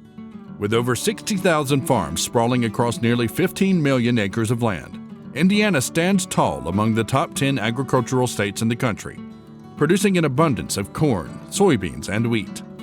In 2022, the preliminary farm value of Indiana's field crops skyrocketed to a whopping $11.8 billion, a 5% increase from the previous year. And that's not all. Indiana also takes the third spot in the nation for total livestock and poultry sales, with a value of over $3 billion. All of this culminates in an astonishing $31 billion in annual economic impact and support for over 107,500 jobs across the state. Indiana's agricultural industry has a long history that dates back to the days of Native American settlement. The varied terrain of the state, ranging from the fertile soil of the Wabash River Valley to the gently undulating hills of southern Indiana, offers an excellent environment for farmers to cultivate crops and rear cattle. Native Americans in Indiana practiced a form of agriculture that involved growing crops such as maize, beans, and squash, using a technique known as slash-and-burn farming. When European settlers arrived in the late 18th century, they brought with them new agricultural practices and technologies, such as crop rotation, plowing, and animal husbandry. These practices, which were being introduced throughout the United States at the time, helped the state's agriculture sector to grow to include crops such as corn, wheat, and oats. But it was the combination of fertile soil, favorable climate, and abundant natural resources that truly set the stage for Indiana's agriculture success. But what exactly goes into farming on such a massive scale? Let's dive into the world of Indiana agriculture and explore how these farmers cultivate crops on their vast farmland. Imagine a vast expanse of golden cornfields, spanning as far as the eye can see. Here in Indiana, farmers are hard at work cultivating one of the most profitable and important crops in the state, corn. Indiana farmers produced a record-breaking 1.1 billion bushels of corn in 2021, worth around $4.75 billion, which is a significant portion of the state's total agricultural revenue. But did you know that not all corn is the same? So, what are the different types of corn grown in Indiana? Popcorn is one of the most recognizable types, and thanks to successful agricultural research in the state, they have optimal seeds that produce the perfect popping corn. Sweet corn is another favorite, harvested during the summer when the kernels are still tender and juicy and the flavor is at its peak. And then there's field corn, which is the most common type of corn grown in the state. Field corn is used for animal feed and renewable fuel production, as well as for human consumption in products like cornmeal, corn flour, and grits. One unique aspect of corn production is the use of seed corn. This is a specialized type of corn that is used for producing hybrid seeds with specific traits desired by farmers. These traits can include disease resistance, higher yield potential, and improved quality characteristics. Every field of corn is unique, with its own set of soil conditions that affect the crop's growth.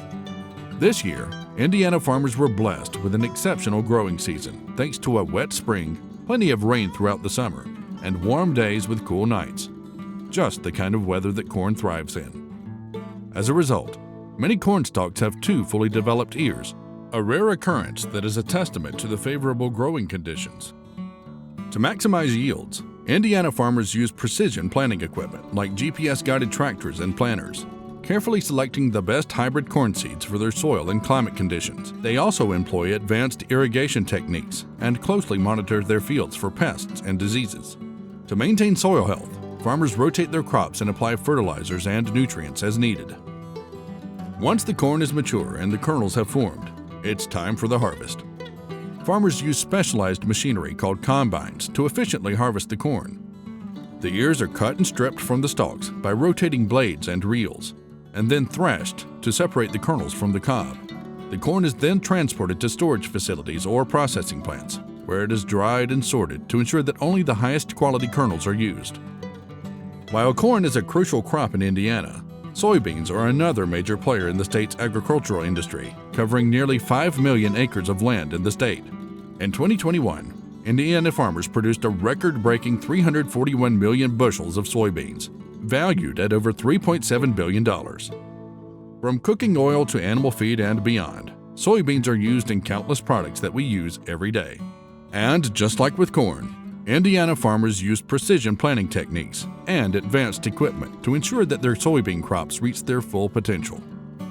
When the time is right in the fall, Indiana farmers gear up to harvest their soybean plants. The plants are cut, and the precious pods, full of delicious beans, are separated from the rest of the plant using specialized threshing equipment.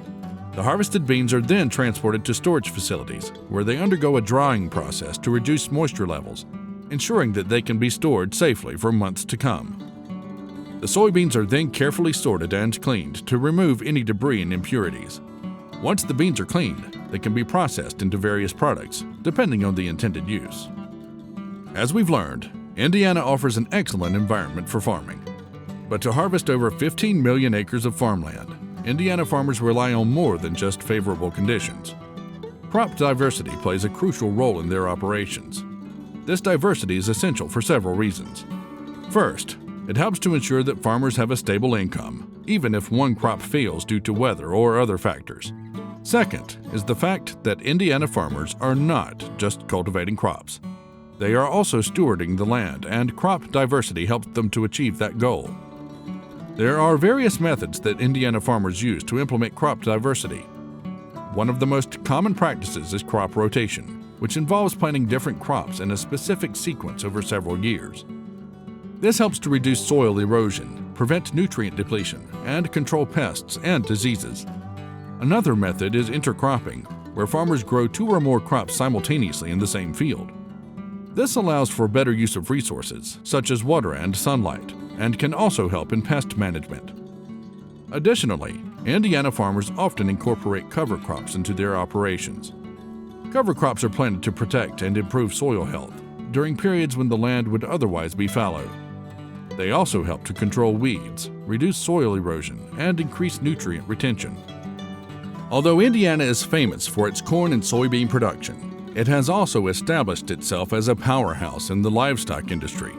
With its pork, poultry, eggs, and dairy sectors accounting for more than 90% of the total cash receipts farmers receive each year, Indiana's livestock industry is a major economic driver for the state. In particular, Indiana's poultry and egg production have garnered national recognition. According to the United States Department of Agriculture, USDA, Indiana's egg production reached a staggering 8.67 billion eggs in 2020, a testament to the state's dominance in the industry. With approximately 26.5 million egg-laying chickens, the state has established itself as a hub for commercial egg production, with a concentration of operations in counties such as Kosciuszko, Whitley, and LaGrange. Farmers in Indiana rely on specialized layer houses to raise their egg-laying chickens. These buildings are carefully designed to provide the birds with a safe and comfortable environment, featuring automatic feeding, watering, and egg collecting systems. The majority of these birds are housed in cages, which not only maximizes space but also enables more efficient management of the flock. However, the industry has witnessed a growing trend towards cage-free egg production, with farms adopting alternative housing systems such as aviaries or floor pens. While large commercial egg operations dominate the industry, smaller scale and free-range operations are also present, catering to a niche market that values sustainable and ethical farming practices. Regardless of the scale, Indiana's egg producers remain committed to providing high-quality and safe eggs to consumers across the country. As the state's farming landscape continues to evolve, the egg industry in Indiana is poised to maintain its position as a leading producer in the United States. While Indiana farmers work hard to make the most of their farmland, they face a number of challenges that can impact their ability to maintain productive operations. One such challenge is changing consumer demands. As consumers become more conscious about the source of their food and the methods used to grow it, farmers must adapt to meet these demands.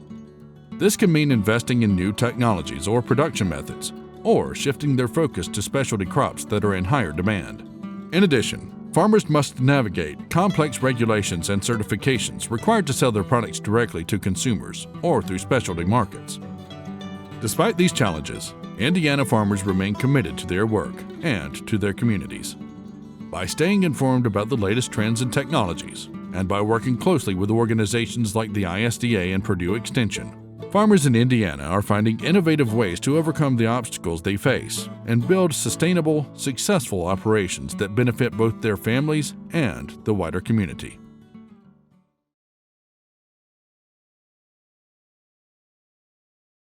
North America is home to a number of deserts. Its 8 cold deserts and 4 hot deserts are all located in America's western and southwestern states. The word desert doesn't conjure up images of lush green fields and extensive farmland full of crops. Being so dry, it's the last place you would expect to find thriving agriculture, and yet this is exactly what can be found there. Farming in a desert, however, is a challenge. The arid conditions mean that irrigation is vital to grow produce. In the Southwest, Native Americans have been doing this for centuries. Their hand-dug canals provided irrigation to the desert regions in California and Arizona. Hundreds of miles of these canals were spread across the land, allowing crops to be grown and families fed. But those dug in Arizona were so extensive that they had a major impact on the topsoil in the area. The salinity increased so much that, over time, it made the land unfarmable. Today, the Imperial Valley in California's Sonoran Desert is a great example of desert farming. The arid region is supplied water via the All-American Canal. This water system, built in the 1930s, connects the valley with the Colorado River, a vital source of water. With just 3 inches of rainfall a year and summer temperatures averaging 110 degrees Fahrenheit or 43 Celsius, Imperial Valley is a unique place to farm. The region covers 450,000 acres of farmland and produces more than 65 different crops. Having access to water all year round, as well as the climatic conditions of a desert, make Imperial Valley an excellent place to farm. With ample sunshine, approximately 300 days of it per year, and therefore long growing seasons, Imperial Valley farmers are able to grow winter vegetables and summer forages. In fact, they produce the most alfalfa hay, sweet corn, sugar beet, Sudan hay, and alfalfa seed in the whole of California. They also produce 90% of the winter vegetables in the whole of the U.S., and contribute over $4 billion to the economy each year. But how do they do this? It comes down to the extensive irrigation that has been plumbed in across the region. The Imperial Valley is the largest irrigation district in the whole of the U.S. It seems counterintuitive to use land in a desert for agriculture, but the growing amount of farmland began in the mid-1800s. At that time, families and smallholders could only afford small pockets of land. Therefore, in order to make a profit, they grew the most lucrative crops. These included fruit and nut trees, which are renowned for being incredibly thirsty. In fact, it takes about 1.1 gallons of water to produce just one almond, and even more to produce a single ton of alfalfa hay, which is used to feed livestock across the U.S. But by growing these crops, the inhabitants of Imperial Valley could make a living. Since then, the area became known for producing exotic produce, and it lured more and more farmers to the region. As farmland grew, so too did irrigation, and soon farmland was given priority over water consumption. Those who lived in the busy cities were restricted in the amount of water they could use, whilst farmers in the countryside were not. This law still stands today, a law whereby productive land is prioritized over towns and cities. Imperial Valley is given more water than Las Vegas, Los Angeles, and Phoenix combined. Recent water shortages have caused city residents to question this system. In a world where the phrase climate change is on everyone's lips and droughts are becoming more common, perhaps California needs to do something about its water distribution. Water levels in the Colorado River have dropped by 20% since the 1900s. More than 40 million people from 7 states and 2 different countries rely on this river. Less water is starting to become a real problem for those who rely on it. Water levels in Lake Mead, a reservoir created by the Hoover Dam on the Colorado River, have also been significantly lower in recent years. If levels dropped so low that water flow from the reservoir ceased altogether, then California, Nevada, and Mexico would suffer, along with 9 cities and 500,000 acres of farmland that rely solely on that source of water. With about 80% of the Colorado River's water used for farming, the government and policymakers are determined to cut water usage across the Imperial Valley. Farmers are understandably concerned. A lack of water could destroy their way of life. Acres of crops could die. Fields could lie fallow. The country's food production and economy could take a serious hit. But in this day and age, water is a precious resource. So what's the answer? Farmers are looking at more efficient ways to water their crops. The irrigation system that has been around for decades uses excessive water. Installing sprinklers can be more efficient and can actually enhance crop production. Using sprinklers can reduce water usage by up to 25%, but they come at a cost. Installing sprinklers to cover 1 acre of land can cost in excess of $4,000. At a time when there is increasing fertilizer and fuel costs, forking out more money to improve water usage is unattainable for most farmers. Other suggestions to improve water usage have included lining the extensive canals and waterways with concrete to reduce leakage of water along the irrigation systems. Some farmers are converting to drip irrigation systems, some employing high-tech moisture monitoring equipment, and others switching to less thirsty crops. In 2003, the Imperial Irrigation District scaled back its water use from 3.1 million acre-feet to about 2.6 million. They sold some of their water to Californian cities. Elsewhere, landowners have converted hundreds of acres of farmland into solar farms, installing solar panels to generate and sell electricity across the state. However, most landowners and officials are reluctant to let farmland go dry. Taking farmland out of production will only add to an ongoing food crisis, cost of living crisis, and job losses across the agricultural sector. In 2022, the Biden-Harris administration announced $4 billion in drought mitigation funding. Some of this money will go to growers, with the aim of helping them convert to more efficient water usage, as well as compensating them for giving up some of their farmland to help restore the state's reservoirs. Water shortages don't just have an impact on agriculture and those who drink the water, but also on the ecosystems which rely on it. A further $250 million has been pledged to try to restore the Salton Sea. This is a large saltwater lake, mostly fed by agricultural runoff. Its water levels have dwindled so much over recent years that the ecology of the area has suffered, as well as people living close to its shores. Large amounts of dust from the exposed lakeside have been blamed for significant increases in asthma amongst local residents. With rising costs in fertilizer and fuel, water shortages are adding to the burden that farmers must bear in order to make a living. Farming in the desert may be a way of life for some, but its challenges are becoming more and more prevalent as global warming and climate change continue to grip the U.S. and indeed the world. Perhaps a shift in crops is well overdue. Globally, there is a staggering amount of scientific research that is going on to produce drought-resistant crops. Obviously, droughts aren't just a problem in the southwestern U.S. They are striking all over the globe. Maybe farmers in America's deserts need to switch to crops that consume less water.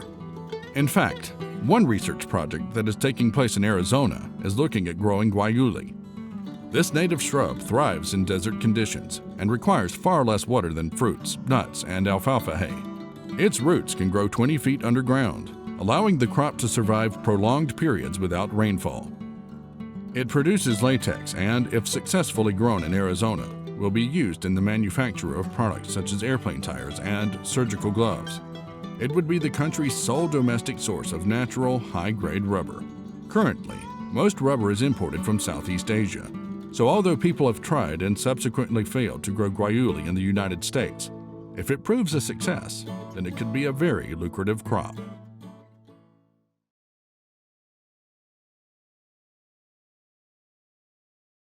Russia's vast landscape is a powerhouse in global agriculture.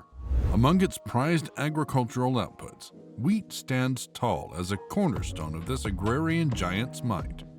Spanning an astonishing 500,000 acres, the wheat farms of Russia are more than just stretches of land. They are the tangible evidence of the country's agricultural prowess and strategic importance in the world's food supply. In Russia, over 24,000 farms dedicate themselves to the cultivation of wheat. Each acre, each farm, forms a cog in the immense wheel of the country's agricultural machinery, driving forward the global narrative of food security.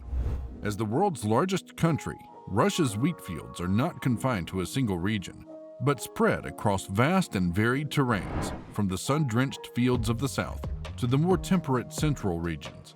This geographical diversity is key to the country's ability to produce wheat varieties suited to different climates and market needs. In terms of sheer production volume, Russia stands as a giant. The nation churns out over 85 million metric tons of wheat annually. This output accounts for a significant portion, nearly 20%, of the world's total wheat supply. The scale of operation is not just in the quantity produced, but also in the number of contributors. Russia's wheat farming landscape is dotted with over 400,000 farms, ranging from vast commercial operations to smaller family-run entities. But as you will learn, this massive scale of production is not without its challenges. When compared to other leading wheat-producing countries like the United States, India, and China, Russia's dominance becomes apparent. While these countries are significant producers in their own right, Russia's unique combination of extensive arable land and favorable growing conditions places it at the forefront of global wheat production. Because of this position, Russia is able to influence wheat prices and availability on a worldwide scale. Russia's wheat farming industry generates about $21.48 billion in annual revenue, which constitutes approximately 1.3% of the country's GDP. In comparison, the United States, another major wheat producer, earns around $12.5 billion from its wheat production, a smaller fraction of its much larger GDP of $21 trillion.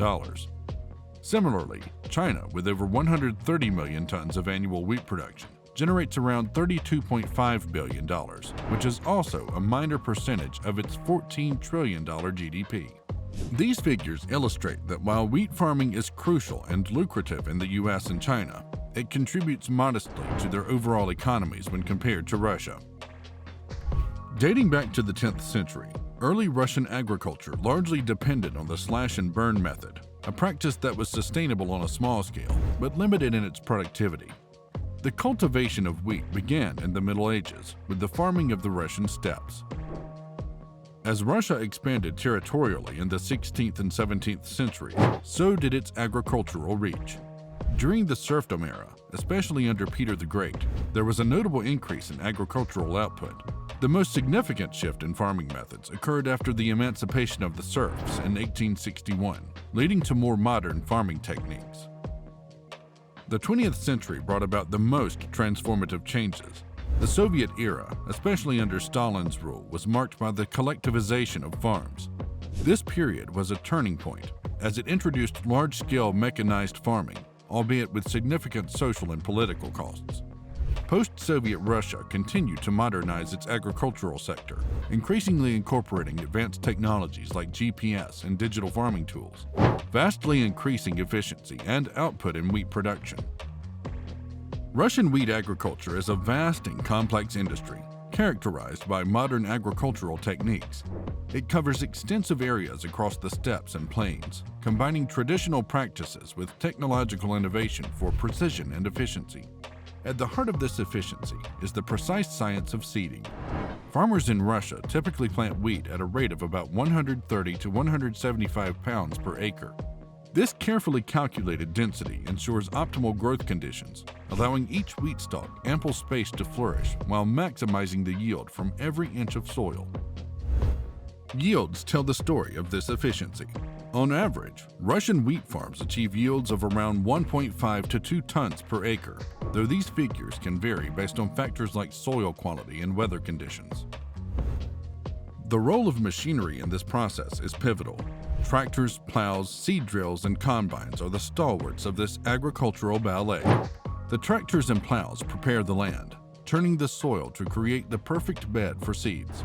Seed drills then take the stage, distributing seeds with meticulous accuracy. When the season comes to an end, combines sweep through the fields, a dance of harvest that collects the golden bounty. But it's not just about machinery. Technology and automation are revolutionizing Russian wheat farming. Drones survey the fields from above, providing farmers with vital data on crop health and soil moisture. GPS-guided tractors ensure precise planting and harvesting, reducing waste and improving efficiency. Automated irrigation systems deliver water to crops with pinpoint accuracy. But from time to time, Russian wheat farmers face significant challenges, including pests, diseases, and varying climate conditions, which can threaten large-scale crop yields. Recent data indicates that up to 30% of wheat yield can be lost to diseases like rust and blight if left untreated, highlighting the vulnerability of these crops to such threats. The menace of pests, particularly the wheat stem sawfly and aphids, cannot be understated. In some regions, pest infestations have been known to diminish crop yields by as much as 20%, translating to significant economic losses. Moreover, the unpredictable Russian climate adds another layer of complexity. Unseasonal frosts and dry spells have, in the past, led to a reduction of up to 15% in annual wheat production. Russian farmers have adopted a mix of traditional methods and modern technologies to improve wheat farming. They use disease-resistant wheat varieties, cutting disease-related yield losses by up to 10%. Integrated pest management strategies, combining biological, mechanical, and chemical methods, have reduced pest-related damages by around 12%. Advances in weather forecasting technology help farmers anticipate climatic changes, leading to better yield predictions and fewer weather-related crop failures. These efforts contribute significantly to maintaining Russia's wheat production. Wheat farming is a crucial part of Russia's economy. Russia is one of the world's largest wheat exporters, and its production and exports have a substantial impact on global wheat prices and supply chains. The contribution of wheat farming to Russia's gross domestic product, GDP, is substantial. In recent years, Russia has consistently exported between 30 to 35 million metric tons of wheat annually, significantly contributing to its export revenues. But it's not just about the export figures. The domestic market also thrives on wheat production, forming a significant part of the food industry. The economic stability provided by this sector is crucial, especially in rural areas where agriculture remains a primary source of income. From rural fields to urban trading centers, wheat farming creates jobs across the entire value chain. Workers are involved in various roles, including farming, harvesting, logistics, and export operations. However, the global standing of Russian wheat also means that fluctuations in production, whether due to climatic conditions or political decisions, can have far-reaching effects. These dynamics place Russian wheat farming at a strategic point, influencing not just national economics, but also global food security and trade relationships. Large-scale wheat farming, like the 500,000 acres in Russia, presents significant environmental implications. The water footprint is substantial. It's estimated that approximately 210,000 gallons of water are needed to produce just 1 ton of wheat. This figure accentuates the necessity for efficient water management in these vast farming operations. Russian farmers are turning to methods like drip irrigation to mitigate excessive water usage, a technique that can reduce water needs by up to 50%. Land use efficiency is another critical aspect. With the global demand for wheat projected to increase, maximizing yield per acre becomes imperative. Russian wheat farms achieve an average yield of around 1 ton per acre, which is indicative of the intense use of land resources. To improve this, crop rotation practices are being adopted, enhancing soil fertility and reducing the need for chemical fertilizers. In this video about Russian wheat farming, we've seen the staggering scale of 500,000 acres, a testament to Russia's agricultural might. Through modern techniques, from precision seeding to advanced machinery, this vast enterprise has achieved impressive yields, shaping Russia as a key player in the global wheat market. The numbers speak volumes. They tell stories of efficiency, challenge, and innovation, painting a picture of an industry vital not just to Russia's economy, but to feeding millions globally. Looking ahead, the future of Russian wheat farming hinges on balancing productivity with sustainable practices, ensuring this golden grain continues to flourish on the world stage. As we delve into these vast fields, it's clear every number, every statistic is a crucial piece of the puzzle in understanding the true essence of agriculture.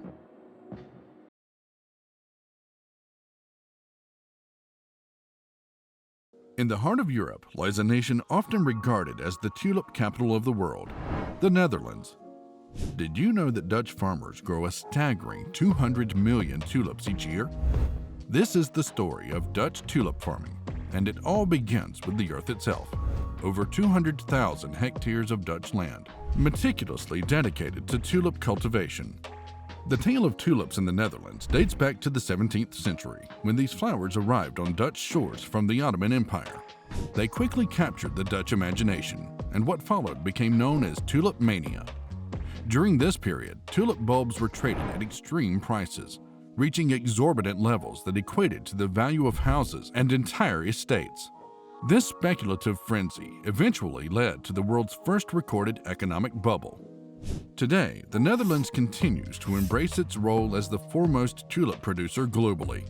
The country's favorable climate, characterized by cool springs and moderate temperatures, provides an ideal environment for tulip cultivation. The primary tulip growing regions, including North Holland, South Holland, and Flevoland, are meticulously laid out with rows upon rows of colorful blooms. Dutch farmers cultivate thousands of tulip varieties, making it a global hub for tulip enthusiasts. These farmers take pride in their meticulous selection and breeding processes, resulting in an astonishing array of colors and shapes.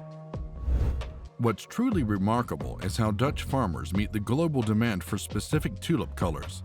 Their expertise allows them to produce large quantities of these sought-after blooms without compromising on quality.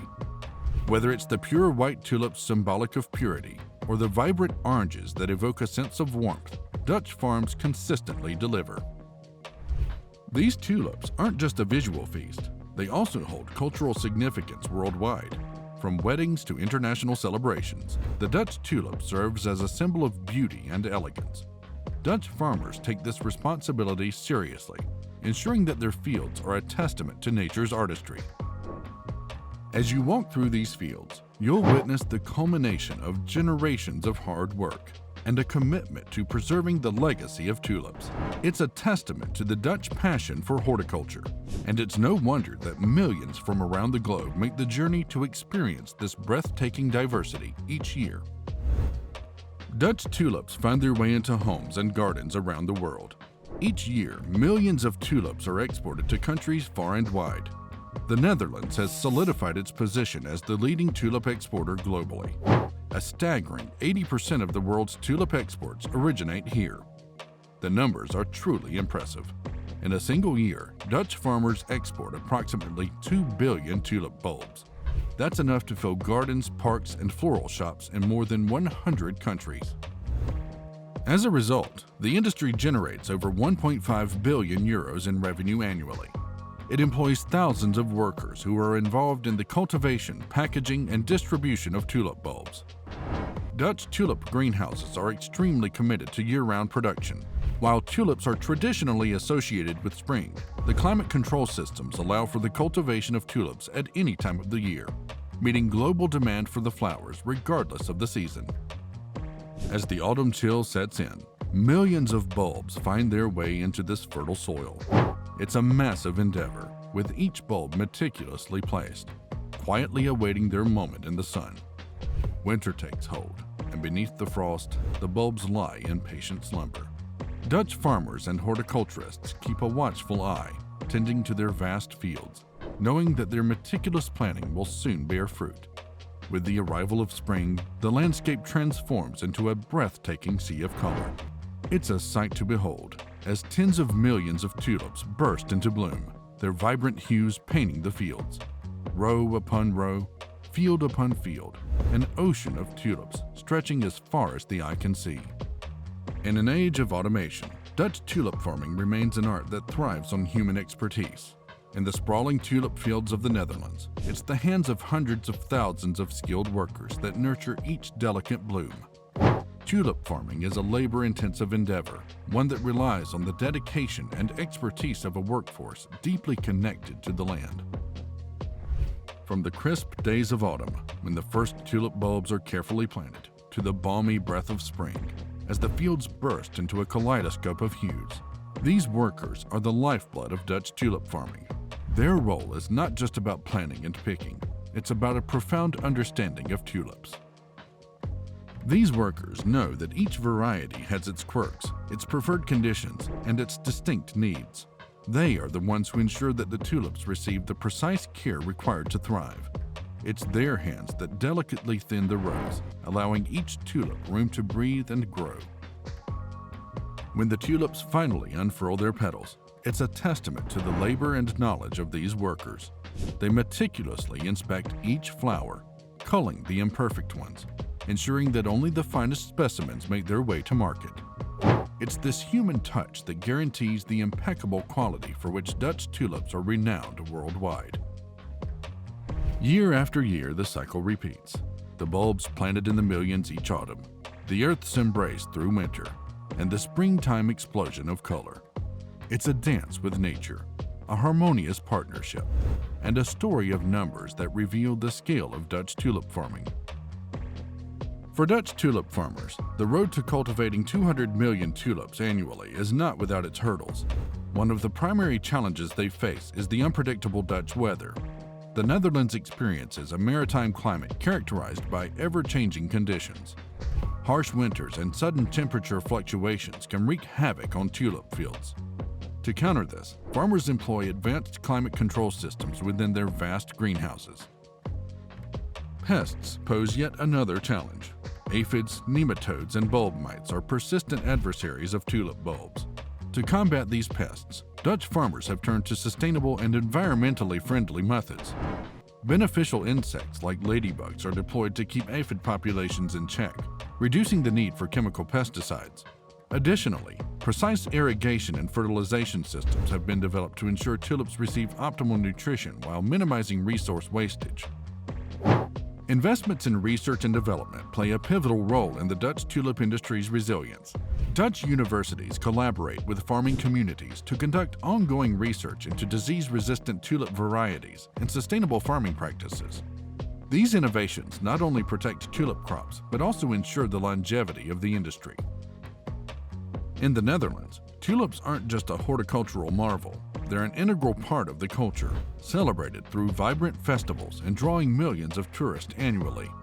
These festivals, held in various regions, are a spectacle to behold. The Kukanoff Gardens, known as the Garden of Europe, open their gates each spring to showcase over 7 million flowering bulbs, including an astounding variety of tulips. Covering nearly 80 acres, it's the largest flower garden in the world. Here, tourists can stroll through meticulously designed displays featuring millions of tulips in various patterns and colors. Kukanoff alone hosts over 1.5 million visitors during its 2-month opening, showcasing the massive appeal of these festivals. The influx of tourists also brings concerns about environmental impact and sustainable tourism. Investments in eco-friendly practices such as responsible waste management and reduced water usage are at the forefront. Dutch tulip festivals are not just about showcasing breathtaking numbers, but also about preserving a centuries-old tradition while adapting to modern challenges and embracing innovation to ensure that millions of tulip enthusiasts can continue to experience this breathtaking spectacle year after year. As you journey through the Dutch landscape, you'll encounter vast expanses of tulip fields, each with its own unique palette of colors. This is the essence of the Netherlands, a nation where tulips aren't just flowers, they're a part of the national identity, a testament to centuries of cultivation expertise, and a vibrant symbol of Dutch horticultural prowess.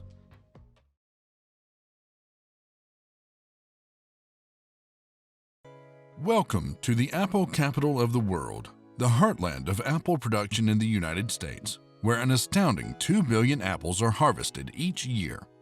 This is Washington State, a place where the air is crisp, the soil fertile, and the apple trees stretch as far as the eye can see. Today, you'll get an insider's look at the harvesting methods, from traditional hand-picking to modern mechanical harvesters, and learn about the journey these apples take after leaving the farm. Our story begins with a number that might seem almost incomprehensible: 2 billion apples. Yes, you heard that correctly. 2 billion.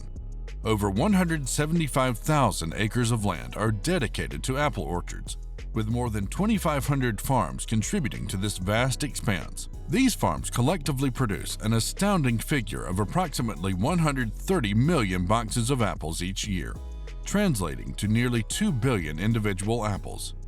This output places Washington State firmly at the helm of U.S. apple production, accounting for about 65% of the entire country's apple yield. The history of apple farming in Washington State dates back to the 19th century.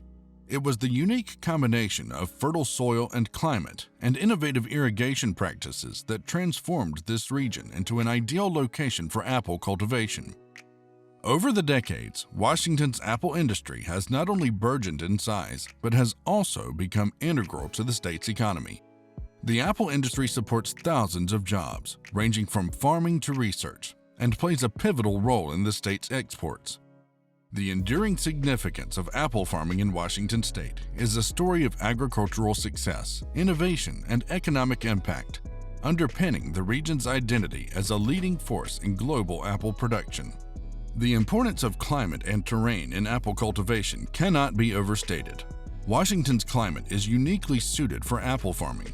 Its warm, sun-drenched summers and crisp, cool winters provide the ideal conditions for apple trees to thrive.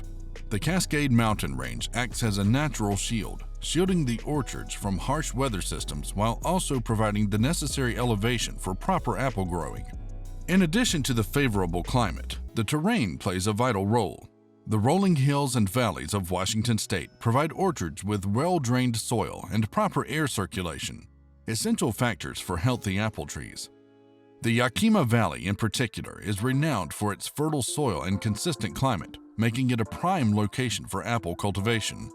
The life cycle of an apple tree begins with planting young apple trees in well-prepared soil, ensuring they have the right balance of nutrients, sunlight, and water. These trees, usually 2 to 4 years old, are carefully selected for their resilience and fruit-bearing potential. Once planted, the focus shifts to diligent care and maintenance.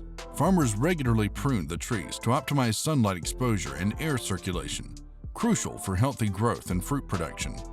This pruning also helps in shaping the trees for easier harvesting. In spring, apple trees blossom, their white-pink flowers not only adding beauty to the orchards, but also attracting pollinators, an essential step for fruit development. As summer approaches, these flowers gradually transform into fruit. Irrigation plays a key role during this period, especially in the drier regions of Washington.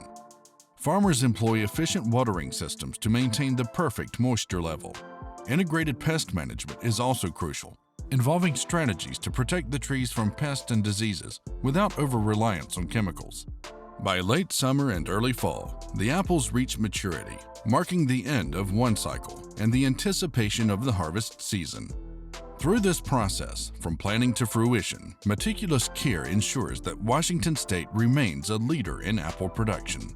In Washington State, the timing of apple harvesting is a meticulous process, dependent on both the apple variety and weather conditions. Typically, the harvest season spans from late August to November. Farmers rely on a mix of experience and scientific methods to determine the exact moment when apples have reached their peak flavor and texture, ensuring the best quality produce reaches consumers. The traditional method of hand-picking remains prevalent due to its precision and care, minimizing damage to both fruit and trees. At the heart of this operation are the apple pickers, a dedicated workforce that swells in numbers during the harvest season. Thousands of individuals, often hailing from various corners of the state, descend upon the orchards. The apple pickers work tirelessly, carefully selecting each apple and gently placing it into crates. As the harvest progresses, the challenges faced by growers become apparent. Adverse weather conditions, such as unexpected rain, can slow down the picking process and impact the quality of the fruit. Growers must also contend with variations in the ripening of different apple varieties, requiring careful planning and coordination. It's a numbers game that can be physically demanding. It is this scale of production, however, that has led to innovative approaches in Washington. One such innovation is the use of mechanized harvesters. These machines gently shake the apple trees, causing ripe apples to fall onto cushioned surfaces, significantly speeding up the harvesting process. Another technique involves platforms that elevate pickers, making the process more efficient and less physically taxing. Additionally, some farms have begun experimenting with robotic harvesting technology. These automated systems use cameras and sensors to identify ripe apples and delicately pick them, showcasing a blend of precision and efficiency.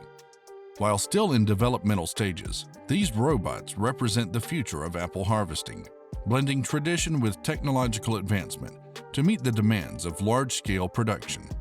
After the apples are harvested, the post-harvest processing begins, a crucial phase that ensures the quality and longevity of the fruit. Initially, the apples undergo a thorough cleaning process. Specialized machinery is used to gently wash the apples, removing any dirt or residues from the orchard. This is followed by a drying process, where excess water is carefully removed to prevent spoilage. The next step involves sorting, where apples are classified based on size, color, and quality. This sorting is largely automated, utilizing advanced technology like optical scanners, which can quickly and accurately assess each apple. These scanners make real-time decisions, directing apples to different bins based on predetermined criteria. This process ensures that only the best quality apples make it to the market and that they are uniformly grouped for sale. Finally, the apples are packaged, a process that varies depending on the destination of the produce. Packaging for local markets often involves placing apples in large bins or boxes, while apples destined for longer transport may be individually wrapped or cushioned to prevent bruising. The packaging machinery is designed to handle the fruits delicately, minimizing human handling and thus reducing the risk of damage. Once the apples are harvested and sorted with precision, the next monumental task is getting those 2 billion apples to their destinations. Trucks upon trucks, stacked with crates, begin their journeys from Washington's orchards. Technology plays a crucial role in this extensive distribution network. Advanced tracking systems keep tabs on every shipment, ensuring that no apple goes astray. These systems monitor the temperature, humidity, and even the condition of the apples during transit. If a truck veers off its prescribed route or if the temperature in the storage unit fluctuates, alarms sound and swift corrective action is taken. Throughout all the stages, the emphasis is on maintaining the freshness and quality of the apples, preparing them for their journey to supermarkets and homes. The use of modern technology in washing, sorting, and packaging not only enhances efficiency, but also ensures that consumers receive the best produce. Internationally, these apples find their way to over 60 countries.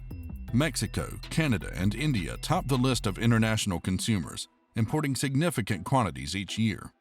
In terms of numbers, approximately 30% of the state's apple export heads to Mexico, making it the largest international market for Washington apples.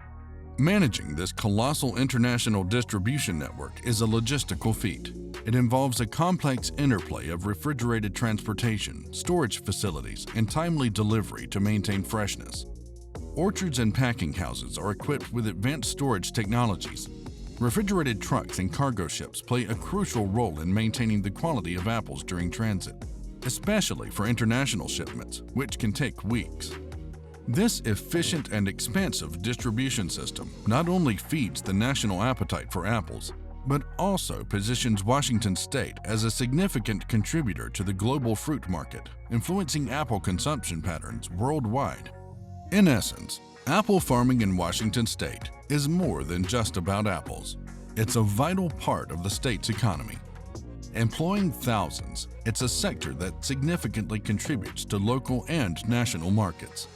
With Washington leading the nation in apple production, the industry generates substantial revenue, supporting families and communities across the state. It's a story of hard work, innovation, and dedication that sustains this thriving agricultural sector. As we wrap up, I invite you to share your thoughts on Washington's apple industry. Are there any aspects you find particularly interesting or surprising? Let us know in the comments section. And if you're curious about other fruit farming practices or agricultural stories, make sure to subscribe for more content like this.